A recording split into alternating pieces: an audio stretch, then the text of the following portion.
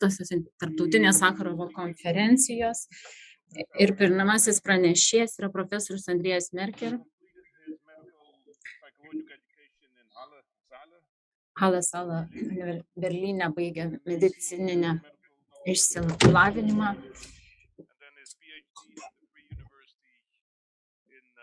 Ir apsigynė savo Max Planck Institute for Human Development. And after academic positions in Dresden and Trier, he was appointed in 2005 as chair and full professor of psychopathology and clinical intervention at the University of Zurich. Professor Merker has been and is principal and co-investigator in numerous national and international studies in traumatic stress research. And in 2017, he received the Order of Merit of the Federal Republic of Germany. Professor Merker, the floor is yours.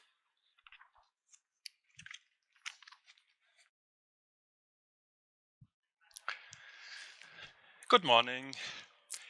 Thank you, Robert, for inviting me to this conference and giving me the opportunity to talk about an issue I actually never had a presentation before this very day. But from now on, I think, from now on, it will be something from my agenda, because I'm working on related issues for the last half a year at least.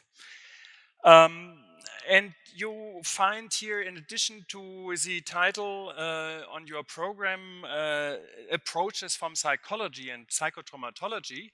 And of course, I cannot neglect that I'm from these disciplines, and I will show you some more general thoughts about the topic, as well as some studies, 2 studies actually, even with arrows and numbers in it, and I'd like to guide you through these results that may be of relevance to the topic of the culture of remembrance. I start with, as we often do it in my subjects, with a plan. I'm already in the midst of my prologue. Then I will go to the definition work on remembrance culture. Then I will compare remembrance culture and commemorations politics. Turn to cultural value orientations and commemoration of traumatic events, and as already announced, explain to you a recent study, and it is followed by an epilogue.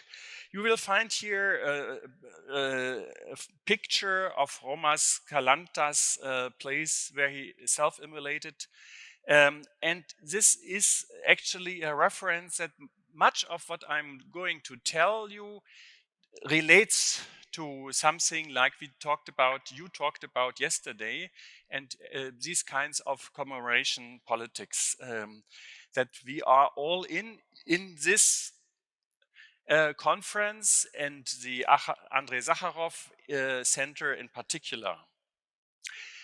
Let me start, still prologue, with some personal steps to the remembrance culture topic.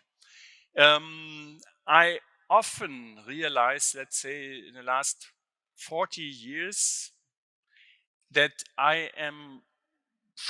was born very soon, comparatively, after World War II. And when I was a child, I noticed the consequences. I noticed the empty spaces, the destructed houses, the mourning of my parents about their siblings, brothers, and many other extended family members who died in the Second World War. Since briefly after the fall of the Berlin Wall and the change of the political systems, I was working extensively, I can say, on the psychological consequences of political imprisonment in Eastern Germany. Actually, this was my starting point into psychotraumatology. And I was announced as a professor from Switzerland, which is true. And in Switzerland, for a long time, until now it's 12 years or so, we do research on the long-term consequences, lifespan consequences of having been a Verdingkind. Verdingkind is a Swiss term, and it means endangered child laborers, or a rough or a very direct translation into English is child slaves, because these were children with an incomplete parent couple or orphans who had to work for their lives. Switzerland put them partly into foster homes and partly placed them with farmers, but they had to work from age, now listen, from age 5. And they were not granted human rights at all.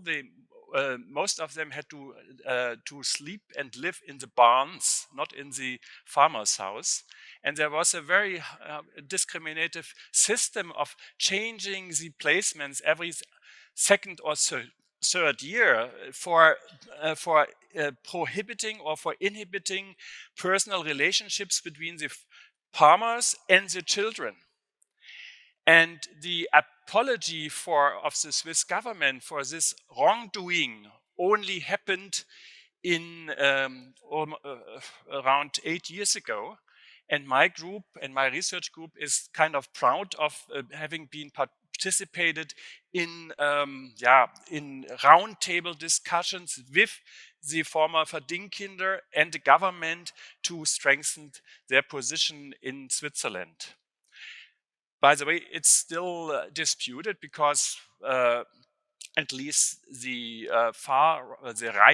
the conservative party of Switzerland still says this was right. The children, this was these times where everybody had to earn their living, and therefore this was a right decision. In my studies, I turned into cultural value orientation studies as well, giving context to what we did and what we will do with studies on traumatized victims. But now I'd like to turn to remembrance culture. And my first point is, I would like to make the difference, but probably it's already very common with you. It's not the same as commemoration politics. What is commemoration politics?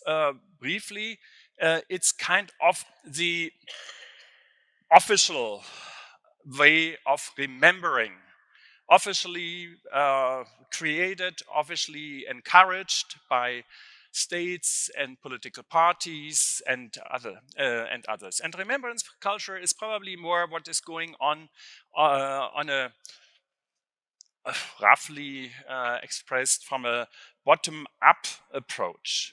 But there are some things in common, similarities, and then there are some differences. Here, the first point, the material forms of the two kinds are written media, cultural expressions of tribute. This is in common. But then the commemoration politics is more on memorials, museum like this one here. I often yesterday thought, this is an expression of what I would call commemoration politics and specific holidays. On the other hand, remembrance culture is more, but not exclusively, in novels, in movies, TV series, and autobiographies. I don't know if I later on will put one of my major landmark books of my thoughts regarding remembrance culture. Here, therefore, I mention it now.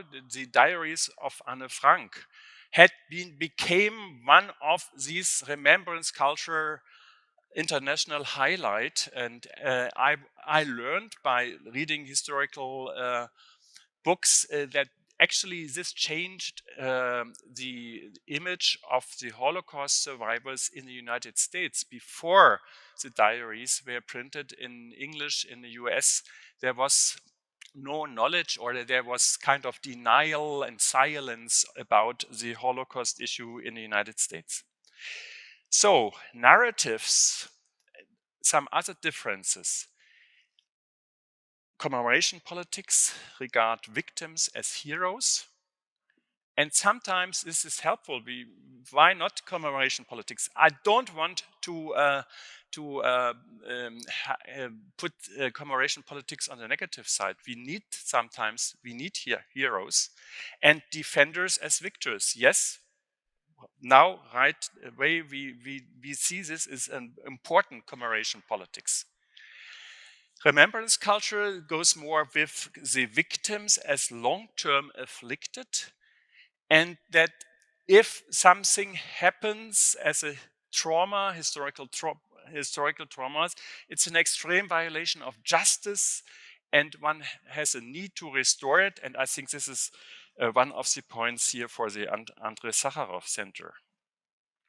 Function number 1, in common, is community and society building and social connectedness. Actually, something I, as a psychologist, can easily relate to and think, oh, this is a good thing for doing empirical studies, because both are good and very functional for community and society building.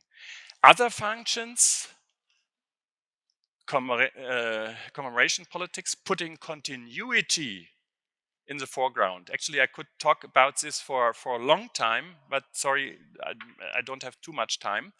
And the majority society or dominant political force consolidates itself by the commemoration politics. And it's, of course, a warning to the enemy of the system. Yeah, warnings are sometimes the right thing. We have to warn illiberal and non and totalitarian regimes. We have to warn them about what could be done against them. But remembrance culture puts disruption in the foreground, has a focus on victims. It's pointing to the complicity of segments of the population or the majority society, which is really, how can I say, it sounds complex, it is complex, but I think it's the way societies have to process problematic historical happenings. And it includes statements of the acceptance of responsibility.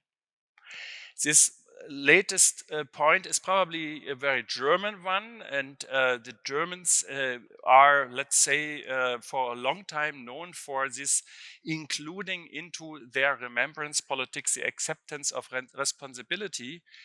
And I'd like to refer that, for example, the US-American philosopher Susan Neiman wrote a book 3 years ago to outline that this acceptance of responsibility is an important step for other nations as well. And in her case, she tried to bring it to the US audience. More in general, actually, the picture here shows a stumbling stone. Many of you may know this from some countries and cities in Europe. Commemoration of Jews who had been taken to extermination camps. Another function of remembrance culture or feature is the manifestation. It's a manifestation of collective memory. It gives witness of content, of motives of society or communities, and in addition of legends, of imaginations of legends, because not everything what is in collective memory is, let's say, objective, quote unquote. Proponents are preferably individuals or social groups, but it can be extended, and it is extended to states or nations. And the historians are, of course, the primary professional group, and their work in archives is so important for providing a basis. Now I'd like to come to one of my first study I'd like to outline to you, and the study is on reasons why remembrance cultures may vary between different countries, between different countries in this way. And we did this study as a so-called archival data study. We were looking for several countries in Europe, and these countries had, in a separate study, we didn't do this primary study, they had values, national values for particular value orientations of the population.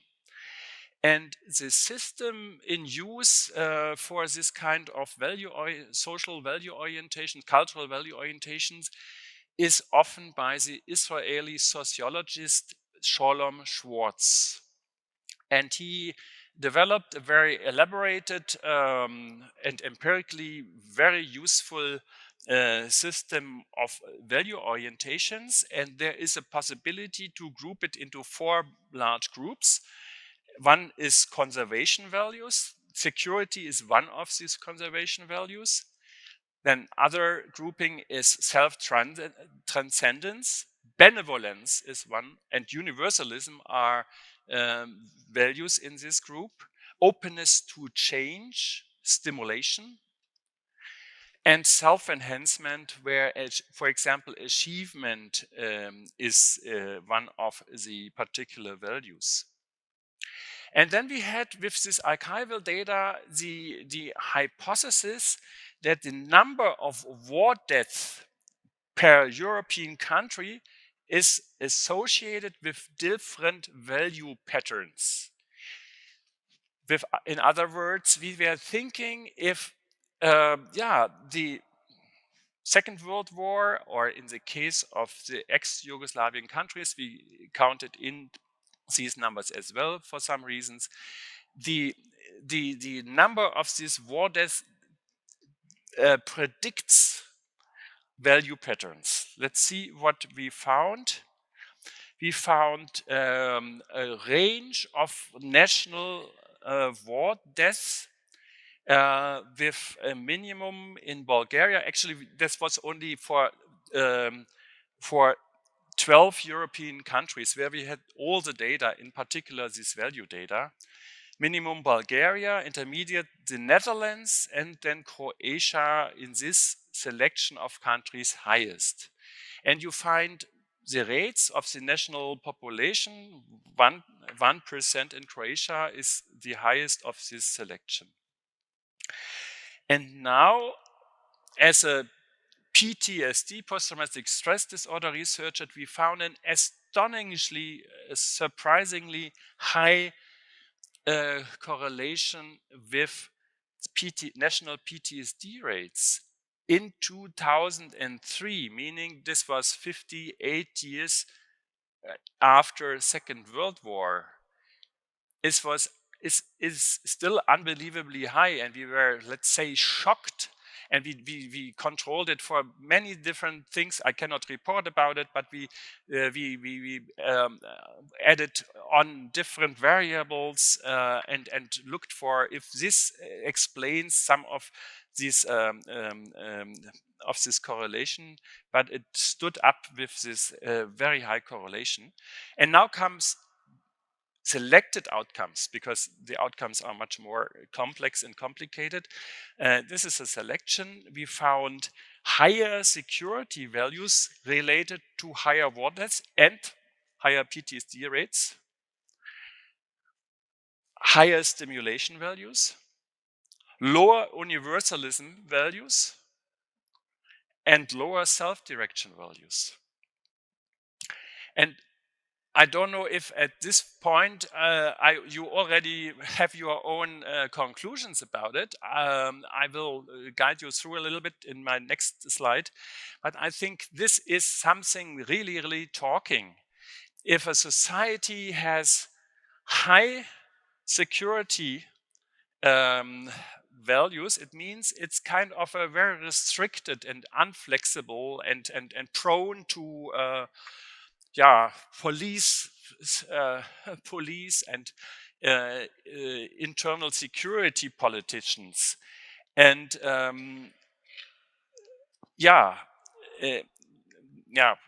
may no sorry whoops, I would like to stay with what I just showed you.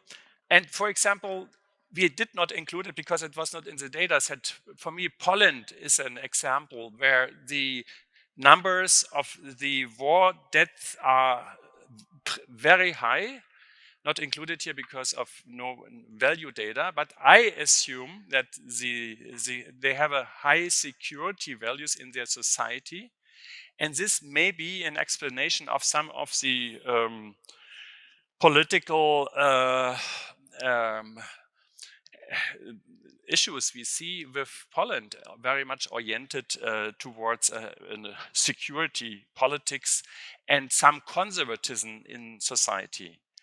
And please go to higher stimulation related to war deaths and as a value in society. And I regret to say fighting or starting a war is something for some males of stimulation. It's a very macho attitude to want to have a fight. Lower universalism has implication as well, because it's meaning that the universal human values are of less importance, and particular interests of groups are counted more, are estimated more. So I'd like to sum it up. What may facilitate an active remembrance culture? Now I turn some of my conclusions the other way around. Higher universalism or ethos of humanity would support, I would suggest, an active remembrance culture, and a lower need for security would facilitate an active remembrance culture. Totally other reasons for active remembrance culture are imperatives like Zachor in Hebrew, you must remember.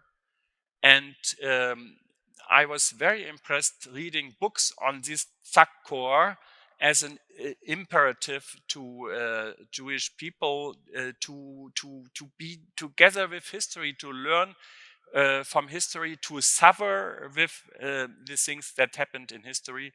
And another and a more mundane slogan is never forget, which we sometimes have in museums like here. But there are ambivalences. Questions must remain open.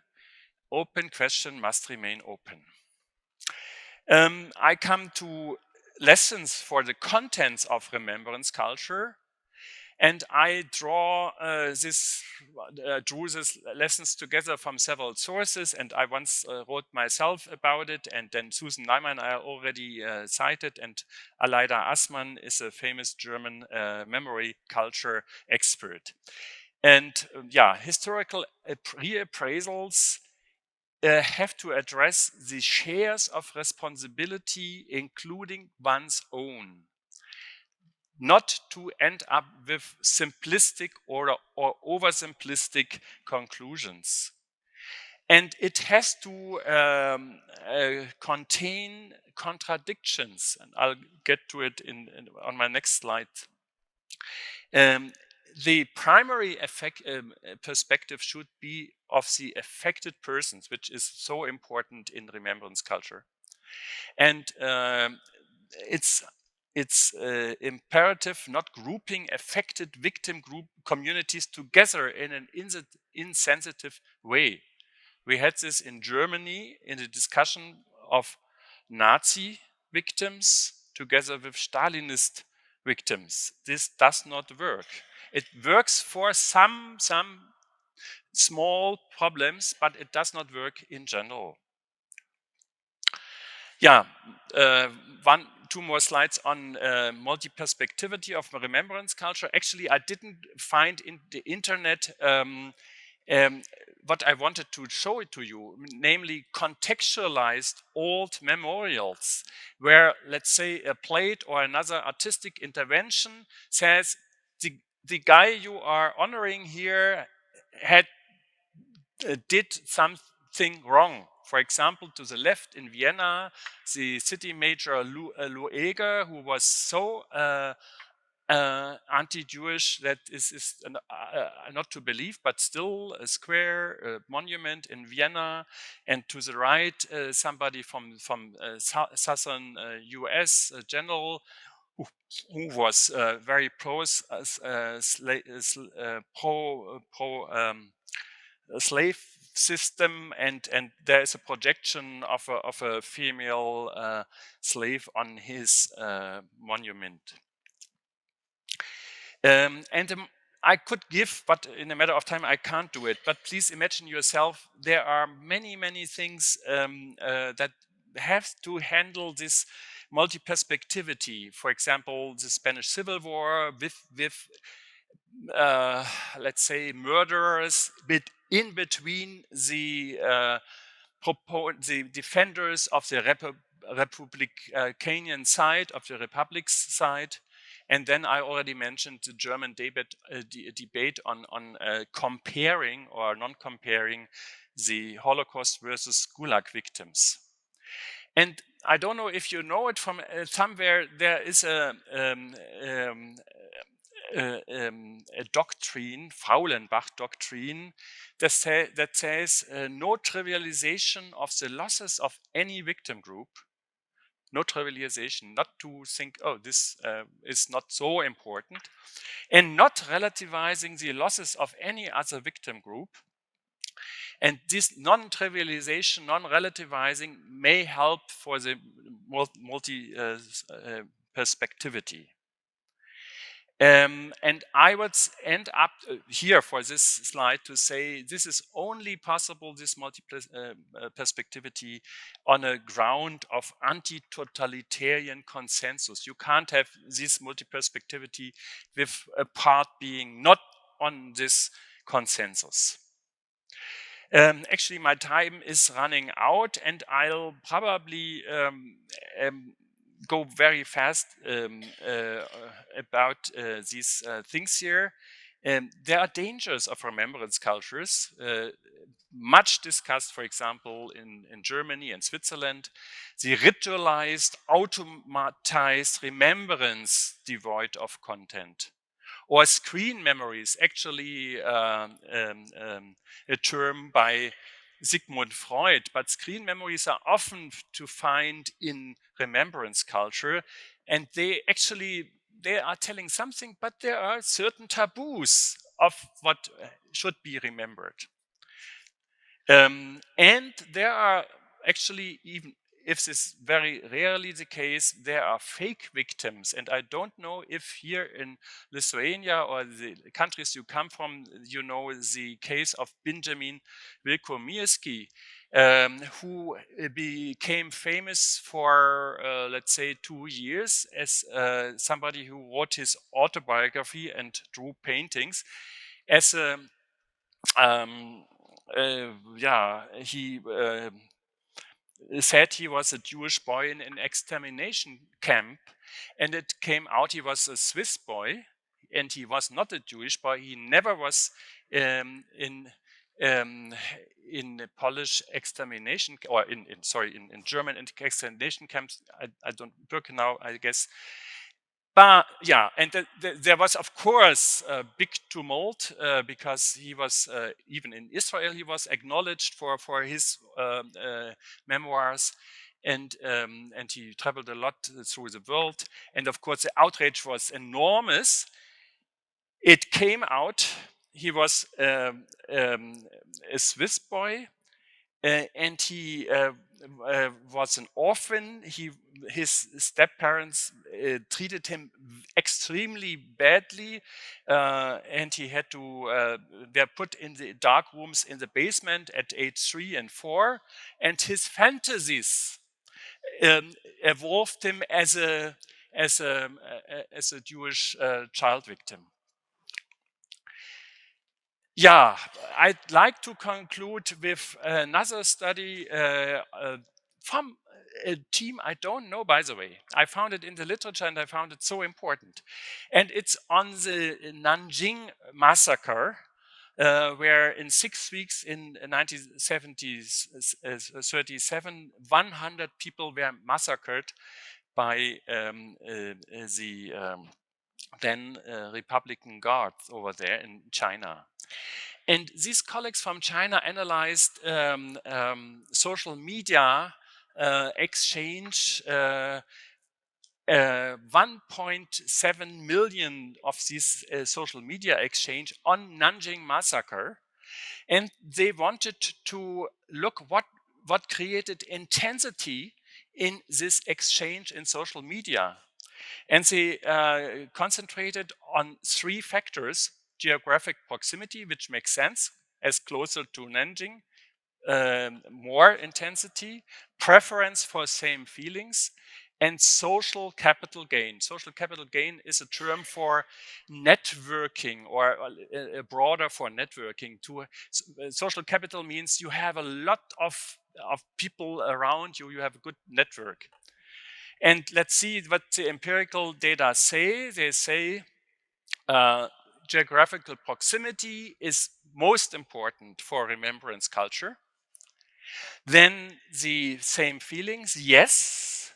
Sadness is the first and majority of these the reasons for commemoration. A little bit anger, fear, and others. And social capital. Social capital and preference for same feelings are almost at the same level. So, my time is up, but I read this very fast.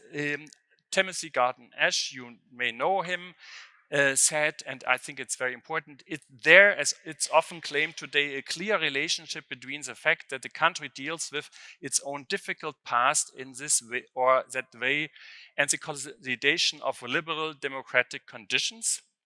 The answer is less clear than one might expect, and even if this correlation is quite high, one should not assume that historical reappraisal is the cause of democratic consolidation, or at least a factor that had contributed to it. The confusion of correlation and causality is one of the oldest fallacies in historiography and political science. Indeed, one could also argue with good reasons that causality works precisely in the opposite direction, meaning that that memory culture is important for democratic consolidation. Both directions are right. And therefore, I say both seems true. A culture of remembrance is possible anywhere in the world by people joining together. And a culture of remembrance is favored by democratic societies. Thank you very much for your attention.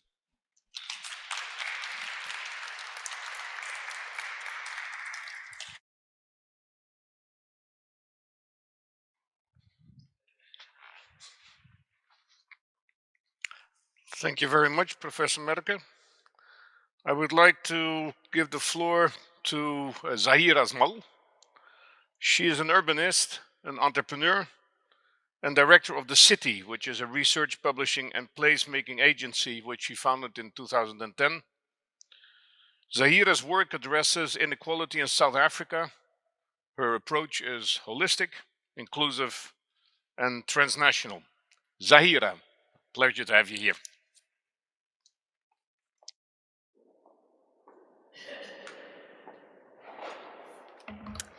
Good morning, everyone. I think I'm the only African here. I want to thank Robert for the invitation and the patience for 2 years. I think we had planned this visit for 2 years. And of course, Bonnie, who was instrumental in this introduction. I learned a lot in the past. Is this too loud? Am I too close? I learned a lot in this past 24 hours. And thank you so much for that. Today I'm going to talk about the TRC, the Truth and Reconciliation Commission, that many people in this room know about already. In fact, many people in this room will probably know more about it than I do, because for me, I had a very intimate relationship with it rather than a professional one. It was very much about observation and learning. So I'm going to offer it from that perspective. But I also want to give you context of who I am and where I come from. I'm from a very small town on the northeast coast of South Africa, just below Mozambique. And during apartheid, so I grew up in apartheid, and during apartheid, we were classified, South African people were classified in 4 groups: Black African, Asian, which also meant, Indian, and Chinese people were also lumped up into this group. Colored, which is a very derogatory word created by the British people when they colonized South Africa, which refers to people of mixed ancestry. And then there was other. And me coming from an Iranian background, and my dad had Indian ancestry, I always ticked the box other. But otherwise, in most of text or in the laws of South Africa, we were all referred to as Black people, and then there were white people. So in the context of the talk I'm giving today, when I say Black, I'm referring to people that are Black African, me, so-called Asian, and so-called colored. So please listen with that context. And we also had a lot of laws governing South Africa at the time, but the one that impacted me emotionally, intellectually, and physically and spatially was the Group Areas Act. The Group Areas Act was the title of 3 acts of the Parliament of South Africa, and it was enacted by the apartheid government since 1950.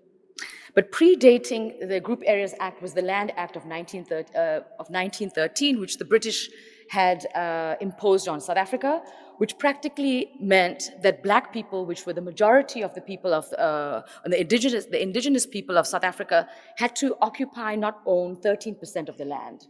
So I'm going to let that sink in for a bit to understand what, if you, in the indigenous population of a country, that you are relegated to only 13% of the country's land, how that will impact you socially, economically, culturally, and spiritually. Especially if you consider that in a lot of indigenous or people's populations, land also means life, ancestry, birth, renewal, and transformation. So basically the Group Areas Act assigned racial groups to different sections in urban areas and towns, and which meant that the darker that you were kept outside economic opportunity, and most of the time away from the beauty of the places. And South Africa is exceptionally beautiful. For people that have visited, I know Robert is a big fan. It is an exceptionally beautiful place. So the beauty of the place was not accessible by people like me and other Black people. So it also meant that a lot of us had to commute large distances to access beauty or to access economic opportunity and to network with each other. So it meant that it isolated different Black groups from each other, and it brought white groups closer to each other. The law also meant that some of us were forcibly removed from certain areas and dumped in other areas. So some people may know the District 6, for example, but there's Cato Manor and Sophia Town and many other places around South Africa where people were removed from central spaces and dumped to the outskirts, sometimes 30 to 40 kilometers outside the country, outside the city. This also meant the white minority, 9% of South Africa's population, owned 90% of the country. And so most of us also had to carry a passport in order to move around the country, and that only ended in 1988. So I also recall as a child that I wasn't allowed on certain beaches, most parks, restaurants. Some of us had to use, they'll say back entrance, but it was actually a window. You have to order food through a back window. So I would not have been able to access restaurants when I was a child. Well, up until I was a teenager. So space for me became an important matter. I thought to myself from a very young age that we had all this space in South Africa, but so few of us were allowed to access it. So the complexities of who we are, our heritage, our culture was lost in these restrictive designs. So I lived in a country in Africa, but not really engaging with all people equally. I didn't know what it felt like to have a South African identity because we were not allowed to participate in it. And this is the primary reason I founded my agency called The City. I wanted to address the legacies of apartheid and colonialism in order to make our cities more integrated and inclusive. The province I live in currently, the Western Cape province, only 3% of the land and water is owned by Black people. And the percentage of Black people in this province is 87% of the population. South Africa is a country where the majority of the people are a cultural minority. One just needs to walk through the spaces, drive between towns and cities to see that whiteness and white cultures dominate. And so that has a huge impact on the human spirit and the way you engage with each other. My need for spatial justice led me to founding this agency, and I've also, I'm very curious on how the TRC or the reflections on the TRC help us today with spatial justice. South Africa is one of the most unequal countries in the world, and it is by design. It didn't just happen.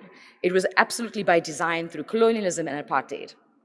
In recent years, protests on campuses and across the city have turned violent, with students and civic activists demanding not just more equitable service delivery, but also greater visibility and presence in the central and public life of South Africa. So while conducting research for a book I published in 2015, Movement Cape Town, which focused on the economic, political, social, spatial, and cultural movements that have created and shaped South African cities, I noted responses from Black residents who expressed that they frequently feel ignored or unacknowledged in the country. And in instances where they don't feel invisible, they attest to feeling hypervisible or exoticized, singled out on the basis of difference. Considering that Black people constitute 90% of South Africa's population, it is alarming that so many attest to feeling invisible or unrepresented. So as my work as an urbanist, I learned that it was impossible to make integrated and inclusive cities of the future without openly and honestly engaging with the histories of all these places. So I initiated a project called See, which draws urgent need to the histories, memories, and identities that inform the evolving social, spatial, and cultural realities of South African cities. My overall aim with See is to make South Africa a more resilient place, through inclusivity and equity. The work that See produces will not only enhance South Africa's discourse, but serve as a reference for other post-colonial places grappling with matters of contested histories and the subsequent cultural and social identities arising out of them. So for instance, in the last 4 years, I've been working with the Dutch government and various Dutch cultural institutions. Because although the violence and the inequalities in South Africa, it also affects the places that have colonized South Africa. I only recently commenced the historical research component of See, so this talk presents questions, provocations, and paradoxes rather than firm conclusions. In some instances, I will present my own speculative points of view in the interest of inspiring further analysis and debate from especially the experts in this room. So the Truth and Reconciliation Commission was initiated by my uncle Kader, Professor Kader Asmal, who together with L.B. Sachs, who later on became first Constitutional Court judge of South Africa, they both drafted South Africa's Bill of Rights while they were in exile. My uncle in Dublin, he was the Dean of Humanities at Trinity College at the time, and L.B. Sachs had been an attorney and he worked as a lawyer in Mozambique. And prior to drafting the Bill of Rights with my uncle, he had his car bombed by the apartheid government, and he lost his right arm and vision in his right eye. So in today's talk, I will give you a brief introduction on the TRC for those people that are not aware of it, and the challenges of the Truth and Reconciliation Commission. I will read from books that I have been researching and studying for my work, and if I have time at the end, I will talk about my methodology on making cities more inclusive, but otherwise I'm happy to talk about that later over coffee. And I did talk about it in an event that Robert organized last September, because I think it's very important to both engage with the poetic and practical aspects of human life. South Africa's Truth and Reconciliation Commission was internationally regarded as successful and showed the importance of public participation in such processes. The hearings of the TRC attracted global attention, and it was the first commission to hold public hearings in which both victims and perpetrators were heard. The South African TRC provided some basis for considering conditional amnesties as a useful compromise, particularly if they helped to secure perpetrator confessions. It represented a major departure from the approach taken at the Nuremberg trials. It was hailed as an innovative model for building peace and justice and for holding accountable those guilty of human rights violations.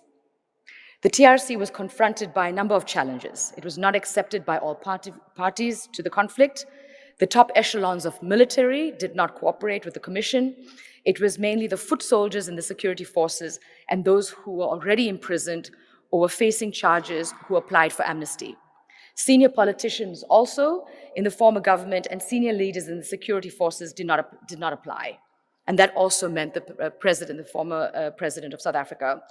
In the case of liberation movements, the members argued that as they had conducted a just war, they were not required to apply for amnesty because their actions did not constitute gross violations of human rights. It took considerable effort to persuade them to participate in the amnesty process. A key weakness of the commission was that it did not focus sufficiently on the policies or political economy of apartheid.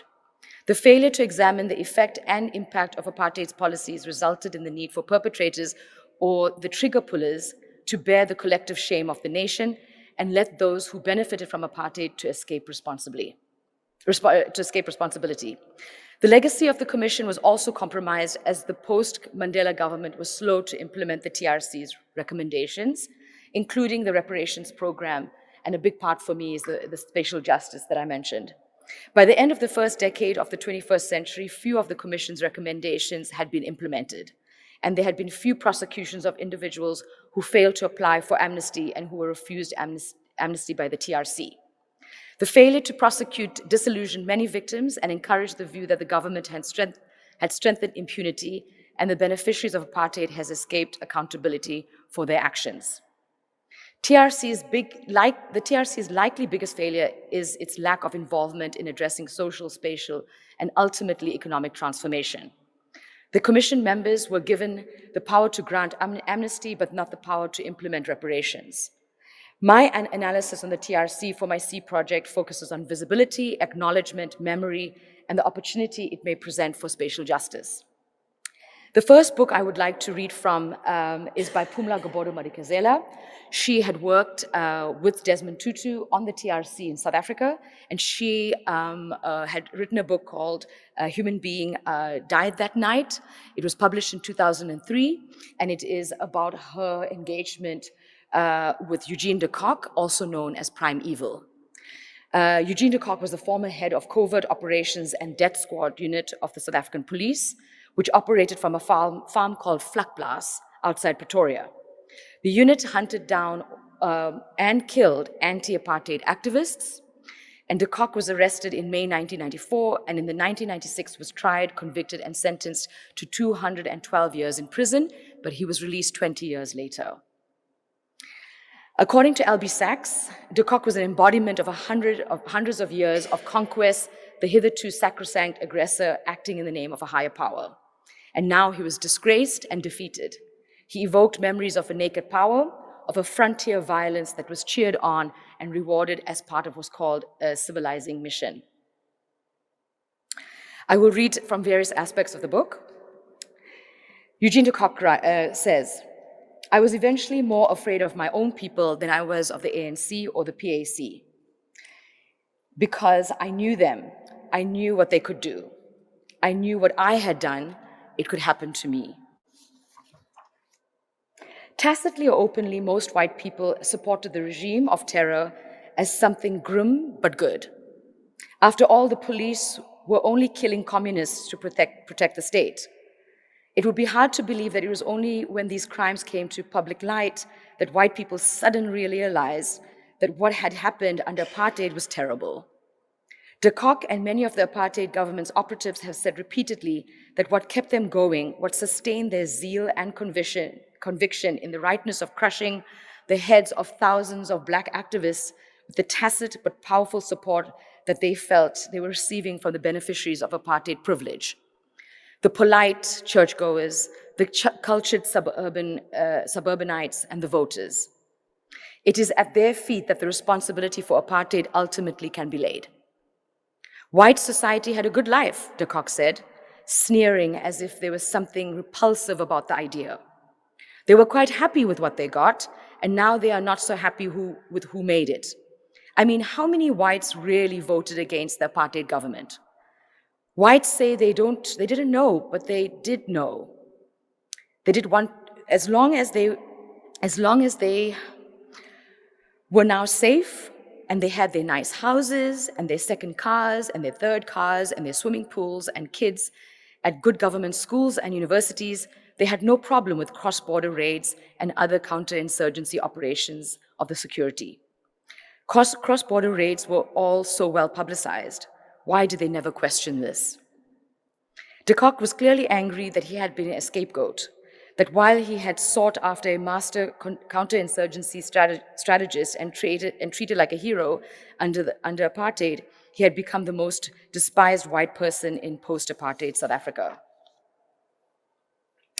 Pumla writes that on the day of her last interview with de Kock in April 1998, he described in detail how the apartheid government's intelligence network operated through different covert units, how victims were disabled or killed by secret poisoning, drinks laced with fatal drugs, or explosives sent with correspondence or with gifts, clothing, letters, Walkman radios, pens.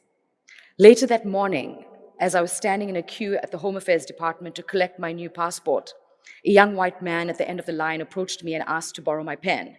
This seemed odd to me, that a man would jump ahead of so many people to ask me for a pen. There was nothing overtly suspicious about him. He looked ordinary. But it was this ordinary demeanor that aroused a sense of anxiety in me.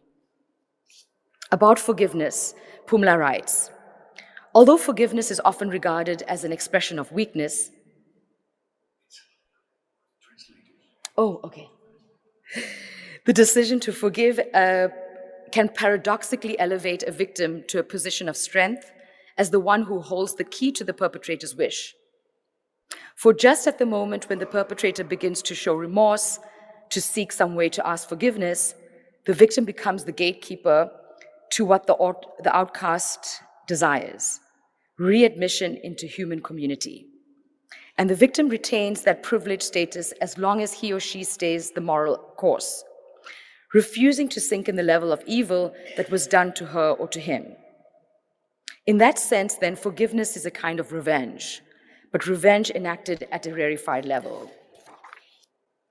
The question is no longer whether victims can forgive evildoers, but whether we, our symbols, languages, and politics, or legal media and academic institutions are creating the conditions that encourage alternatives to revenge. We have come to rely too narrowly on retribution as the only legitimate form of justice, and on the Nuremberg trial model, and the Nuremberg trial model as the only one capable of adequately addressing state orchestrated atrocities. So Pumla believes in dialogue. She believes that it will not solve every problem faced by a society. However, dialogue does create avenues for broadening our models of justice and for healing deep fractures in a nation by unearthing, acknowledging, and recording what has been done. It humanizes the dehumanized and confronts perpetrators with their inhumanity. Through dialogue, victims as well as the greater society come to recognize perpetrators as human beings who failed morally, whether through coercion, the perverted convictions of the warped mind, or fear. Finally, dialogue creates the possibility of setting the person's actions through testimony and witnessing on the broader framework with political ideological context they may have supported and even directed his deeds.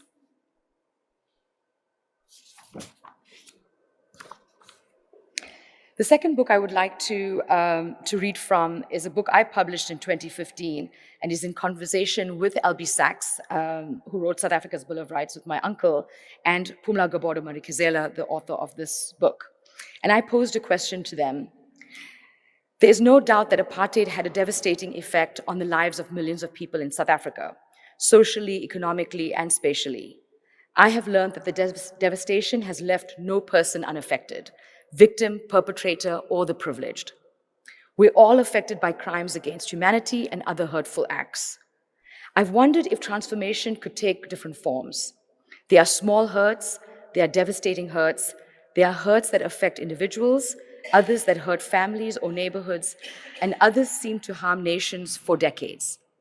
How do people forgive the hurts and heal? Is it possible to simply ignore the past and get over hurt and move on? Forgiving one person is one thing. How do we forgive a government or an institution or a system of abuse? So I'm mindful that I'm running out of time, so I'm going to crop what I need to say, and then, as I said, I can make this material available to anybody that is interested. Pumla says that when she started in her field, which is the study of relationship between trauma and forgiveness, my focus was very much on this journey of forgiveness. In recent years, though, I've come to question the word forgiveness, and I've asked myself if it is indeed the appropriate word. I'm working on a piece entitled Forgiveness is the Wrong Word. This piece was inspired by the questions people ask in many parts of the world that I travel to and when I speak to about my work, my research, and the backdrop of the Truth and Reconciliation Commission.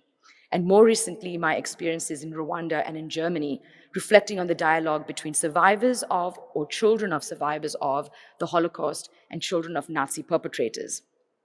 I've learned a great deal from this and have begun to consider if forgiveness is the right word for this process we are referring to. I'm convinced that change does happen.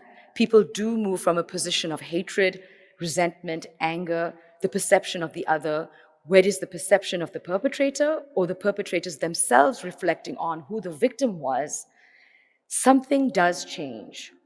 And so in my work, I'm interested in the question, how does that change happen? What does change mean?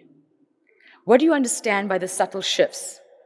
We like to use the words to explain things, but sometimes we can't explain these processes, and to simply say it's forgiveness doesn't tell us about the very subtle moments when people engage. LB says, I totally agree with Pumla. The word forgiveness doesn't register for me. I met the guy who organized the bomb in my car. It cost me an arm, and because it was going to the TRC, he wanted to see me. He didn't use the word forgive. He didn't say, sorry, LB. I'm glad he didn't. You can't say, sorry, I blew off your arm. What do I say to that? It's all right, don't worry. You know, it's kind of absurd. That wasn't the nature of the relationship, and I was pleased that he had the courage to come to me, to see me. There was self-interest involved. I think he might have been concerned that I could oppose his amnesty, and I was curious. Who is this guy? I've never heard of him. He didn't have a name. He wasn't a person. He was the enemy, abstract. And then suddenly I met a real person, and there was definitely a fascination between us. He was looking at me, the man who tried to kill me. I was looking at him, thinking that this was man who tried to kill me. Out of curiosity, I asked him to tell me about himself. I think that any human being would ask out of curiosity. He started telling me about his family. He was so eager to tell me about his family and what a nice mother he had and how elated he felt that he made his parents really proud because he advanced in the army. He was telling me that he advanced in the army and became a good killer. And suddenly and sadly, he didn't even realize how naive that was. But it was a useful moment for me. A little less mystery out there.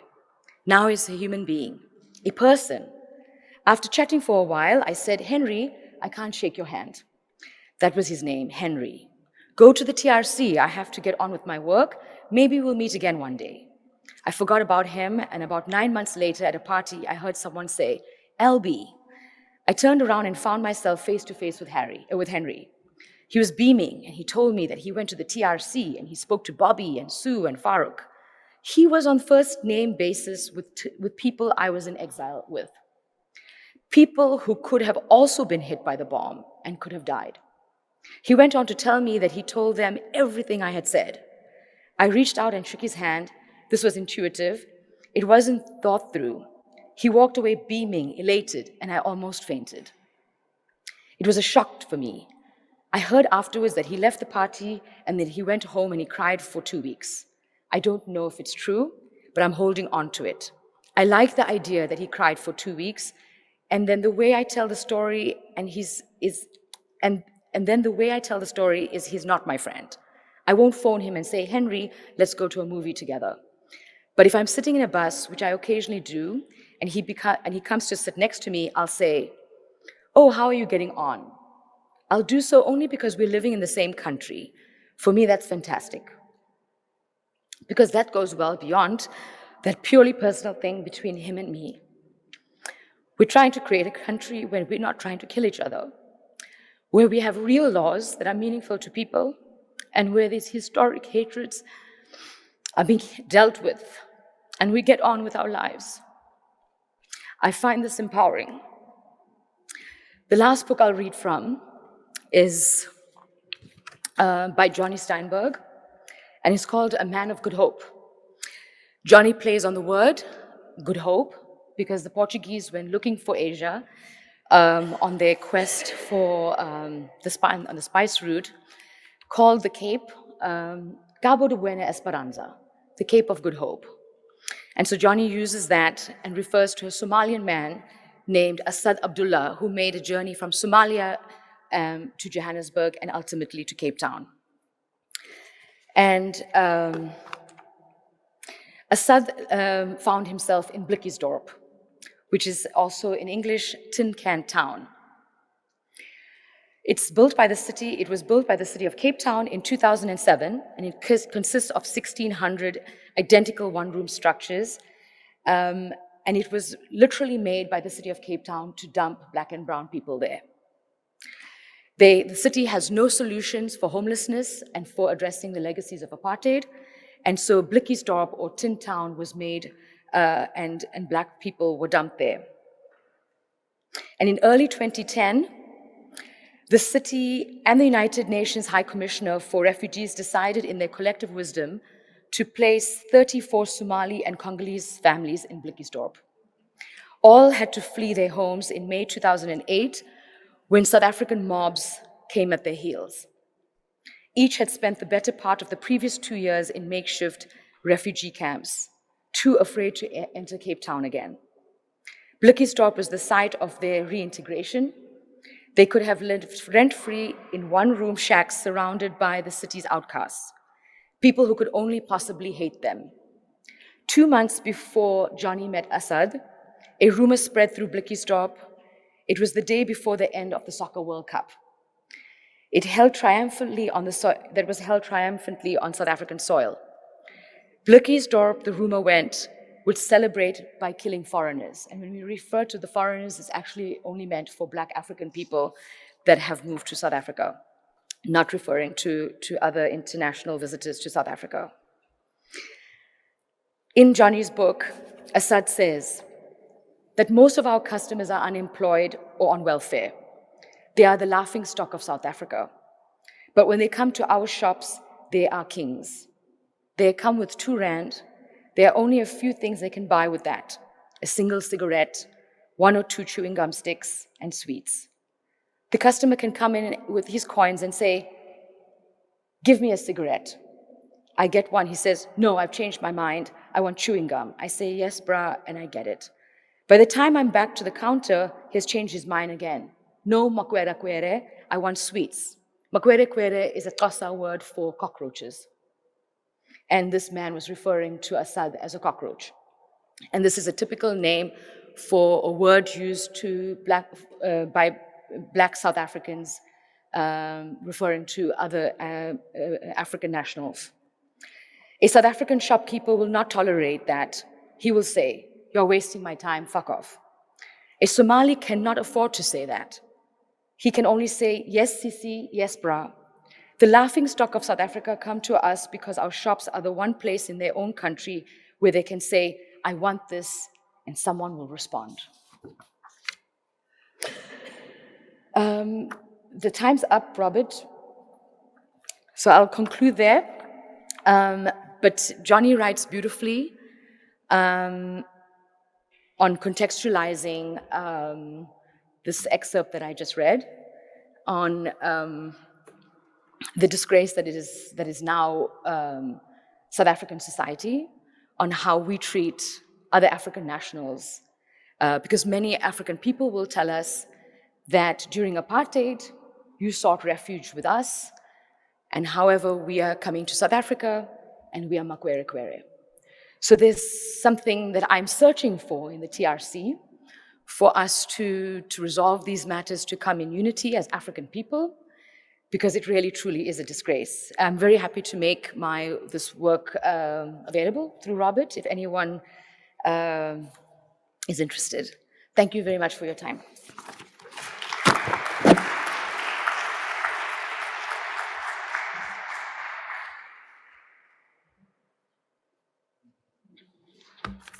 Thank you.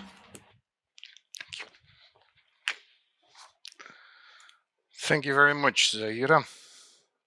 So the last speaker before the coffee break is a living monument, Vamik Vulkan. He is not with us today. Because of age, he decided not to travel. He is a professor emeritus of psychiatry of the University of Virginia, training and supervising analyst emeritus at the Washington-Baltimore Center of Psychoanalysis.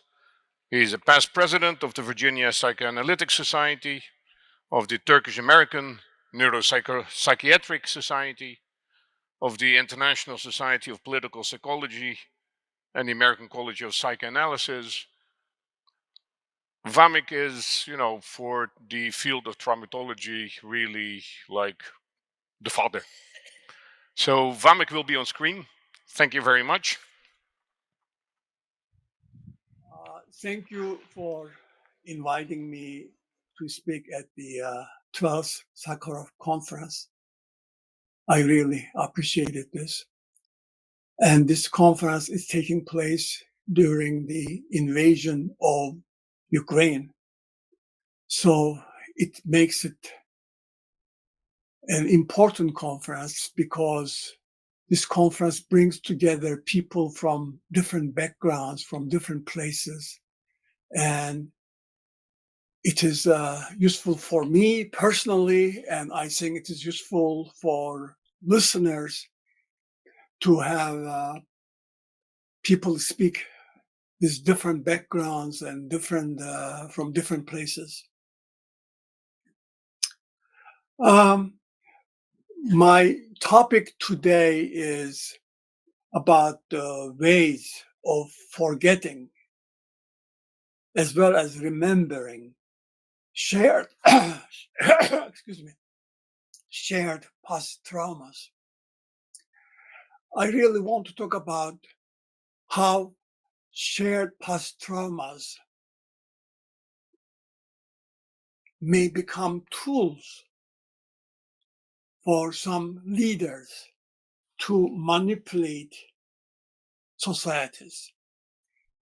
Shared traumas can be undigested traumas. Let me explain what I mean by that. For example, I believe that the Holocaust still is an undigested trauma because people have pictures, even some relatives, memories, songs, all kind of items connected with the Holocaust. And when I went to Yad Vashem in Israel and walked through the museum, I felt like, you can almost touch the Holocaust. There are also traumas, shared trauma that had occurred centuries ago. Oh, there's nobody today have a item from that trauma. Nobody have any family member they remember 600 years ago, 700 years ago. I call those things as chosen traumas. People do not choose to be traumatized, but they choose a centuries-old trauma as a marker of their large group identity. Let me also explain what I mean by large group identity. I have my own identity. I kind of know who I am. Yesterday I was the same guy. Last night I was sleepy guy. Right now I'm a lecture giving guy. But also I live in America, since 1957, so I have a kind of American identity, but really I was born in Cyprus, a Mediterranean island, to Turkish Muslim parents, so I also have that identity. So large group identity means thousands, 10,000s, millions of people. Most of them will never meet each other, but these people share same sentiments, language, same kind of food, and also historical events. So that a historical event that took place centuries ago, its image, its representation, mental representation, becomes a symbol for large groups' identity. For example, for Greek people, 1453, the Ottomans conquering Constantinople, Istanbul, is a kind of a symbol. Only to them it happened. So leaders-follower relationship is a two-way street. Sometimes society has so many things and they push the leader to behave this way or the other way. Sometimes leader itself has personal reasons and he or she may be consciously aware of these reasons, where they come from. Sometimes she or he may not be aware of it, but his or her personal reasons become connected with political issues, and he or she pushes society to behave this way or the other way. So leaders may become involved in sometimes malignant propaganda. Malignant propaganda has 7 steps, and I will talk about these 7 steps today. by making references to Vladimir Putin and Russia. But let me just name these steps first. One is creating a sense of victimization.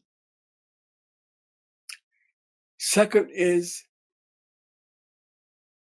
having a undigested trauma or a chosen trauma to be felt as if it happened yesterday or still is happening.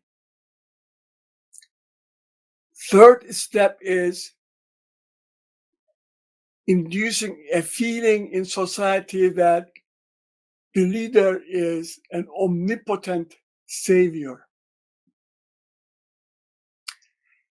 Fourth step is, in society, the preoccupation with large group identity becomes more important than personal identity. People constantly talk about their ethnic issues, their religious issues, and so on. After that, step 5 is the development of entitlement ideology. Since you feel like you're victimized, and now you feel like you have a savior, you feel entitled to regain what you had lost. And next step 6 is this regaining may include expansion of your borders. And number 7 is then you start having revengeful actions. So these 7 steps, I need to now refer to them by giving examples mainly from Russia. But when I heard that Ukraine was invaded, the first thing came to my mind was what had happened in Yugoslavia, what Milosevic had done. Milosevic, after former Yugoslavia collapsed and Serbia was established, Milosevic went through these 7 steps, also his people, in a sense. Milosevic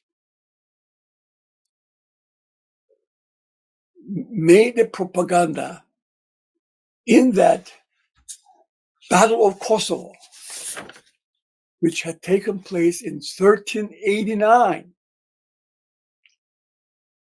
as if this battle had taken place a day before.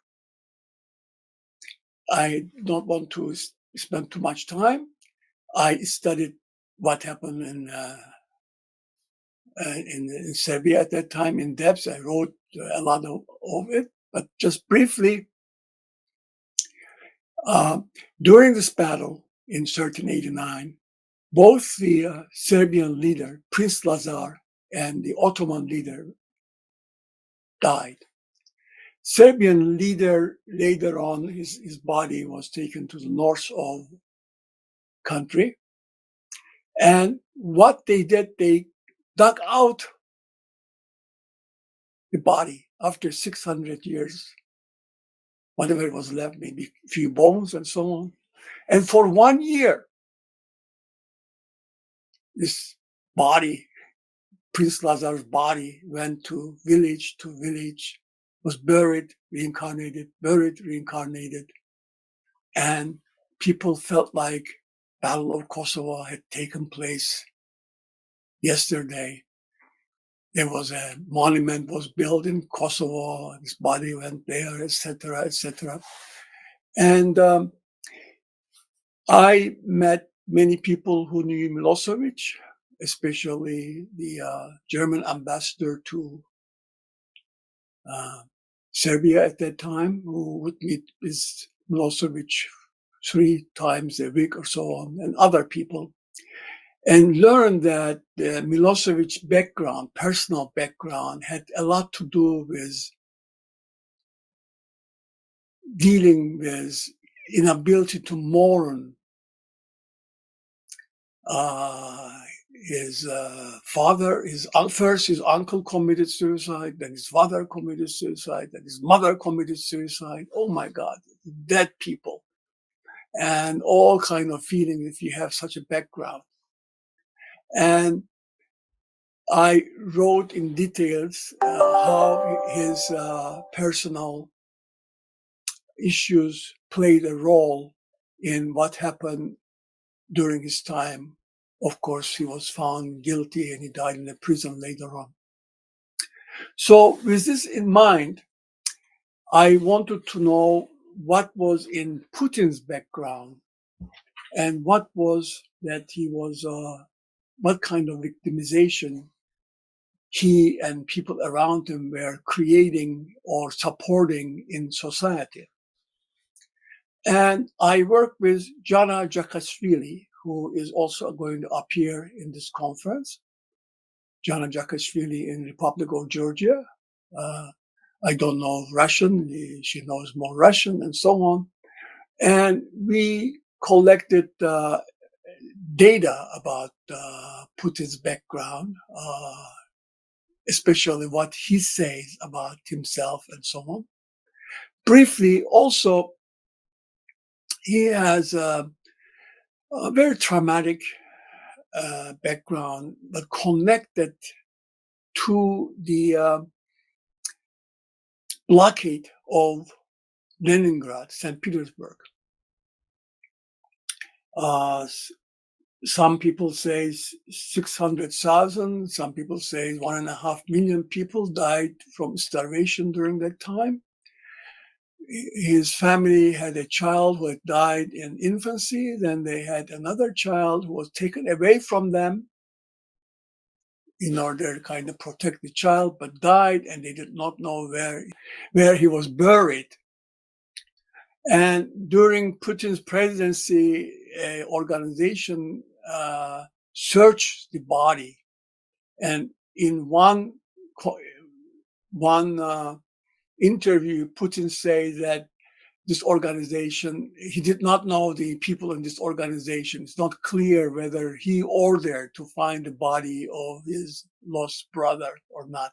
And they found out that this 3-year-old brother was buried in a cemetery. I forgot the name of it, in a collective grave with many, many people in it and so on. And Putin talks about, Putin was born 10 years later. And in one conversation, he talks about listening to his parents talking about the Leningrad situation and not being angry at the Nazis. And as a child, he's angry. Why are not they angry at Nazis and so on? And from my clinical work, we know about replacement children. They have their own identity, but they also replace the lost ones in order to help the parents who had lost earlier children and so on, or other relatives.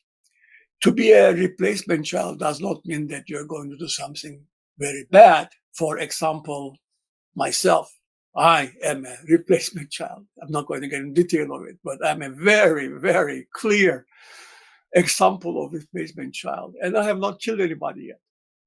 And probably I will not before I die. I'm almost 90 years old now. And replacement children have rescue fantasies. And sometimes one psychoanalyst studied replacement children and found out how they search to become leaders. George Pollock in Chicago many years ago studied 300 leaders and from countries and leaders of other organizations, and found out how these replacement children search leadership.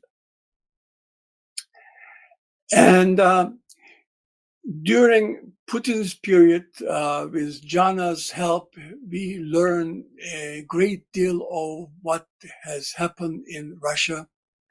1940s became almost a daily activity. For example, there was an organization, again, I forgot the name of it. There was organization to teach children, at kindergarten children, about the great victory, but before great victory, victimization during Nazi period. And they have plays all over, and you can turn television on and see these plays. In 1940, clothing became regular, and Jana found out that there are stores for kids to wear 1940 clothing. And we also learned that even the military changed modern clothing, and they started wearing 1940 clothing. So that this victimization became generalized. And this explains why Putin called Ukrainians as Nazis. So there is this victimization and time collapse that occurred in Russia. Jana was reading Moscow Times or something. She even found out that in Russia there was a grave digging competition. How fast can you dig a grave? And somebody got money because he could do it in 52 seconds or not seconds, 52 minutes or something like that. So obviously many other people in Putin's time had this kind of backgrounds. So it was easy to make this generalize. Putin talked about in one time when he went to visit the graveyard, there was a talk about his mother being starving and then faints, and they take his mother's body and put the body, live body, as if she's dead because she's fainted, to be with other corpses to be taken away. And Putin's father comes from a hospital. He has a shrapnel from Nazis in one of his legs, and he's carrying a stick and walking around, and notices his wife's body among the dead other bodies, but notices that wife is mourning, and he says, my wife is alive. I want to take her back. And they say, oh, no, she will die anyhow by the time we go to some place. And supposedly Putin says that his father hits the Nazis with a stick and saves his wife. So this kind of, they are real or not, I mean, I have no idea, but this kind of mythologies and the horror of blockade was obviously there, and starvations and so on. And this victimization and time collapse has occurred in Russia, and Putin put himself as a savior and made large group identity more than individual identity. I mean, in my daily life, I use my individual identity. I have my friends, I have my job, I'm giving a lecture, I drink coffee, etc. But I don't think about my large group identity, but made large group identity issues so generalized. And then these identity issues were also became I wouldn't say exaggerated, idealized, like being a Russian is a special thing. And anybody who's Russian or speaks Russian in former Soviet Union still belong to us. This kind of things just became almost normal in the country. Of course, there are people in Russia who do not believe these things. This kind of things happen. When they happen, there are divisions in the country. And let me just say something about the United States, that white supremacists believe as if America is just going through civil war. And I couldn't talk to white supremacist leaders, but I had his students. And since he was young, 5 white supremacist leaders talked to him openly. And it's amazing. Like Civil War time was yesterday, with a delusional idealization that America only belongs to white people, not white people from Middle East or Italy or something, but white people from northern part of Europe or something.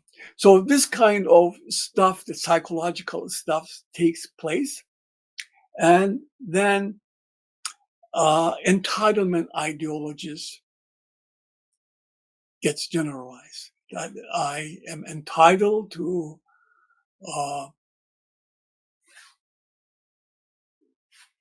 regain my self-esteem. I'm entitled to do this or that. To understand this, imagine a plate. Imagine a plate, and there's a pie in this plate. And let's say that you put some vinegar on one part and doesn't taste very good. You cut a little piece and put it away, and the rest of it is great. And there's a piece of little one which is not great. It's kind of vinegar on it and so on, and you push it away. If you're like Hitler or something, you push it away completely. You kill all of it. So that kind of entitlement issues gets generalized in a country. And, you deal with it in different ways. You can do oppressions or you can do killings. And such things we notice that had happened before Ukraine. Of course, there were other invasions. You live in, my God, Lithuania. You know this thing much better than I do. But I have studied this in many, many different countries. And then borders have to be enlarged.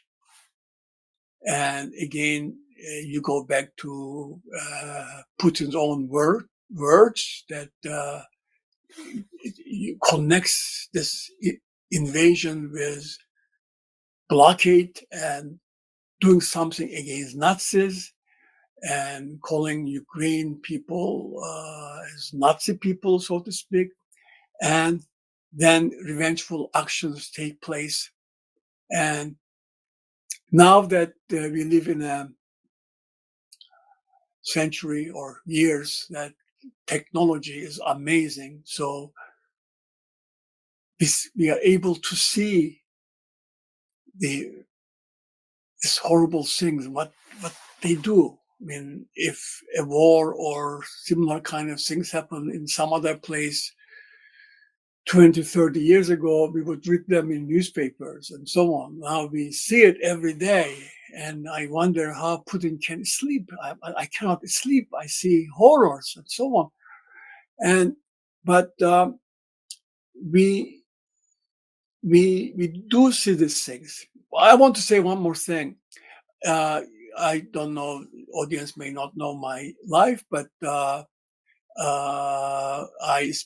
a psychoanalyst, but spent, 4 decades of my life bringing together so-called opposing groups, representatives of opposing groups, enemy groups, real important representatives to talk to each other.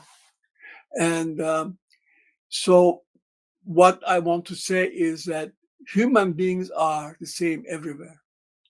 And human beings as large groups do horrible things to others sometimes and very nice things other times. And to get away from this horror that's happening now in Ukraine, and of course the fear of all other countries near Russia right now,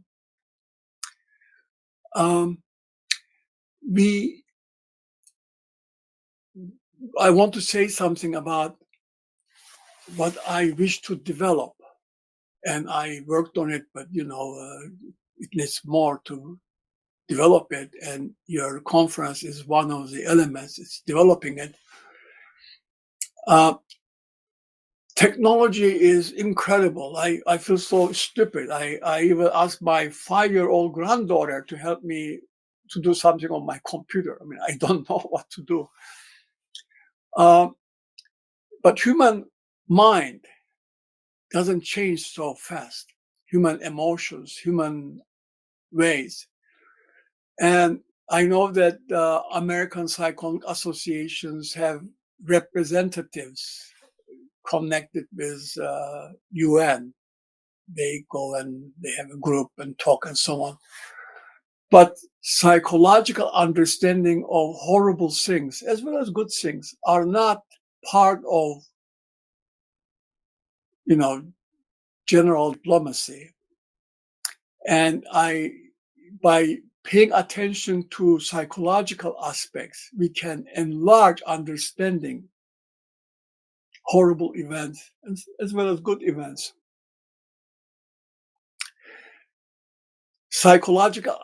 By adding psychological aspects, one should not get rid of the fact that there are also realistic aspects, economic aspects, legal aspects, so on. I mean, there are many realistic issues why large groups get in conflict, but there are also psychological aspects.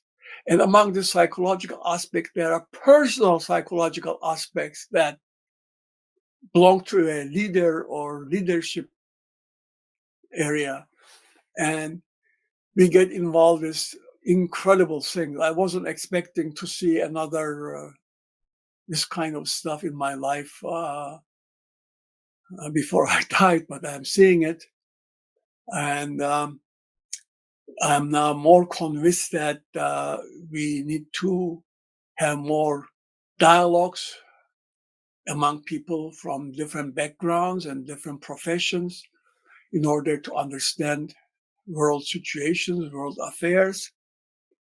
And I thank you again for thinking of me and inviting me to at least spend a little time talking with you. And I wish you great success. Thank you very much.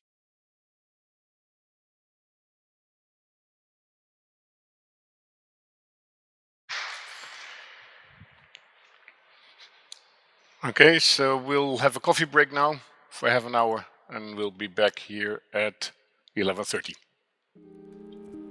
11. 11. Yes, 11.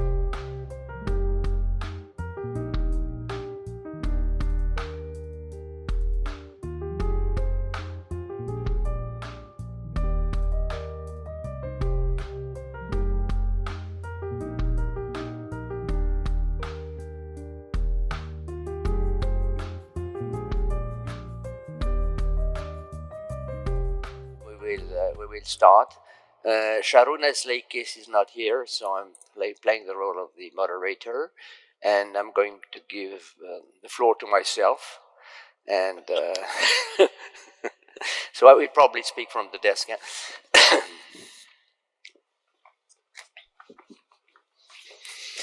Well, hello everybody. First of all, I would like to thank Robert for inviting me to this lovely city of Kaunas, which is very dear to me because I've been coming here many times, especially for lecturing at the university. And I would like to cite the name here of our common friend Leonidas Donskis, who was a very important person for Lithuania and the world.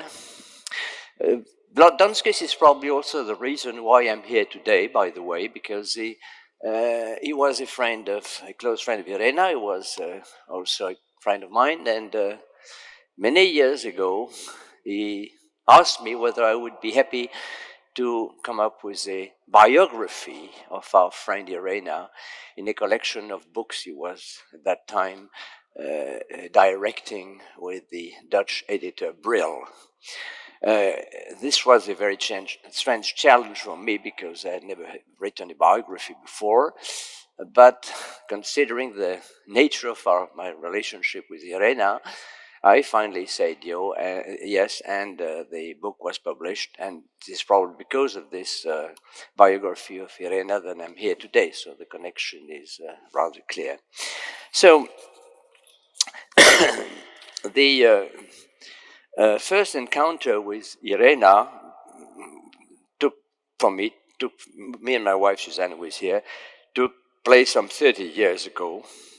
It could have turned into nothing more than a cordial relationship centering on converging causes, for her the protection of minorities, for her the work at this Soros Foundation, the Open Society Foundation, an organization in which you probably know that she played a key role.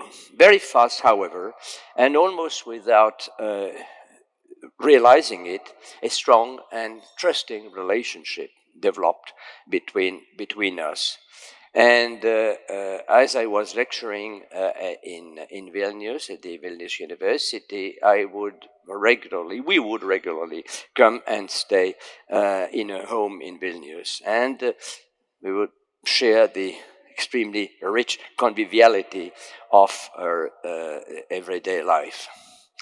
Irena was born in 1928, precisely in this city of Kaunas, in a wealthy Jewish integrated family. It's important to say that this family was intellectual, left-oriented, and very much assimilated to the Lithuanian society, although the family language was still Russian. So Irena was, in fact, during her childhood, surrounded by a Russian-speaking environment in a Lithuanian-speaking city, and she was sent for intellectual reason to the Yiddish gymnasium. So she was, in fact, educated in 3 different languages. And this is important for the rest of her life. Then, unfortunately, the war came. She was arrested. She was integrated in the Kaunas Viljampolė ghetto. She escaped in 1943 and spent the rest of the war hidden in Lithuanian families in Vilnius. She was taken to Vilnius by a friend of her father, and that's where she spent the rest of the war. Of her very much loved mother, Irena preserved a few photos which were published in the various books, particularly the book of Aurimas Švedas, who must be mentioned here, about Irena, which is an important book. But also, she also kept a piece of material advice offered shortly before the death of her mother in the 9th fort in Kaunas, which guided Irena for her whole life. So she said, "Be independent and never a burden to others. Stick to the truth. Lies never take you very far, and never seek revenge." this was really a sort of talisman which she kept in her mind for whole life, and which she found extremely helpful and useful. Irena was, when she grew up, she was extremely Lithuanian, to the difference of many Jews in Lithuania who remain more Jewish than Lithuanian. Irena, I don't know if it's choice or not, because it's the integration of her family, but she felt extremely Lithuanian, and in the course of her entire life, she kept a very strong Lithuanian patriotism. But at the same time, she was assuming fully the Jewish heritage of her family and of her culture. So she really was walking on both feet, I mean, and this was linguistically and intellectually, and from a religious standpoint, she was also very strange, because she was educated in a Jewish non-religious family, but considering the Shoah, she considered she had to pay a sort of official respect to the Jewish faith, but also she had converted during the war, and she felt herself as very Catholic at the same time. In her apartment, some of you have probably visited the apartment, you could see both a menorah and a statue of the Virgin Mary. And this was really, this belonging was really deeply rooted in her culture. But apart from these, I would say, national roots, her real homeland was culture.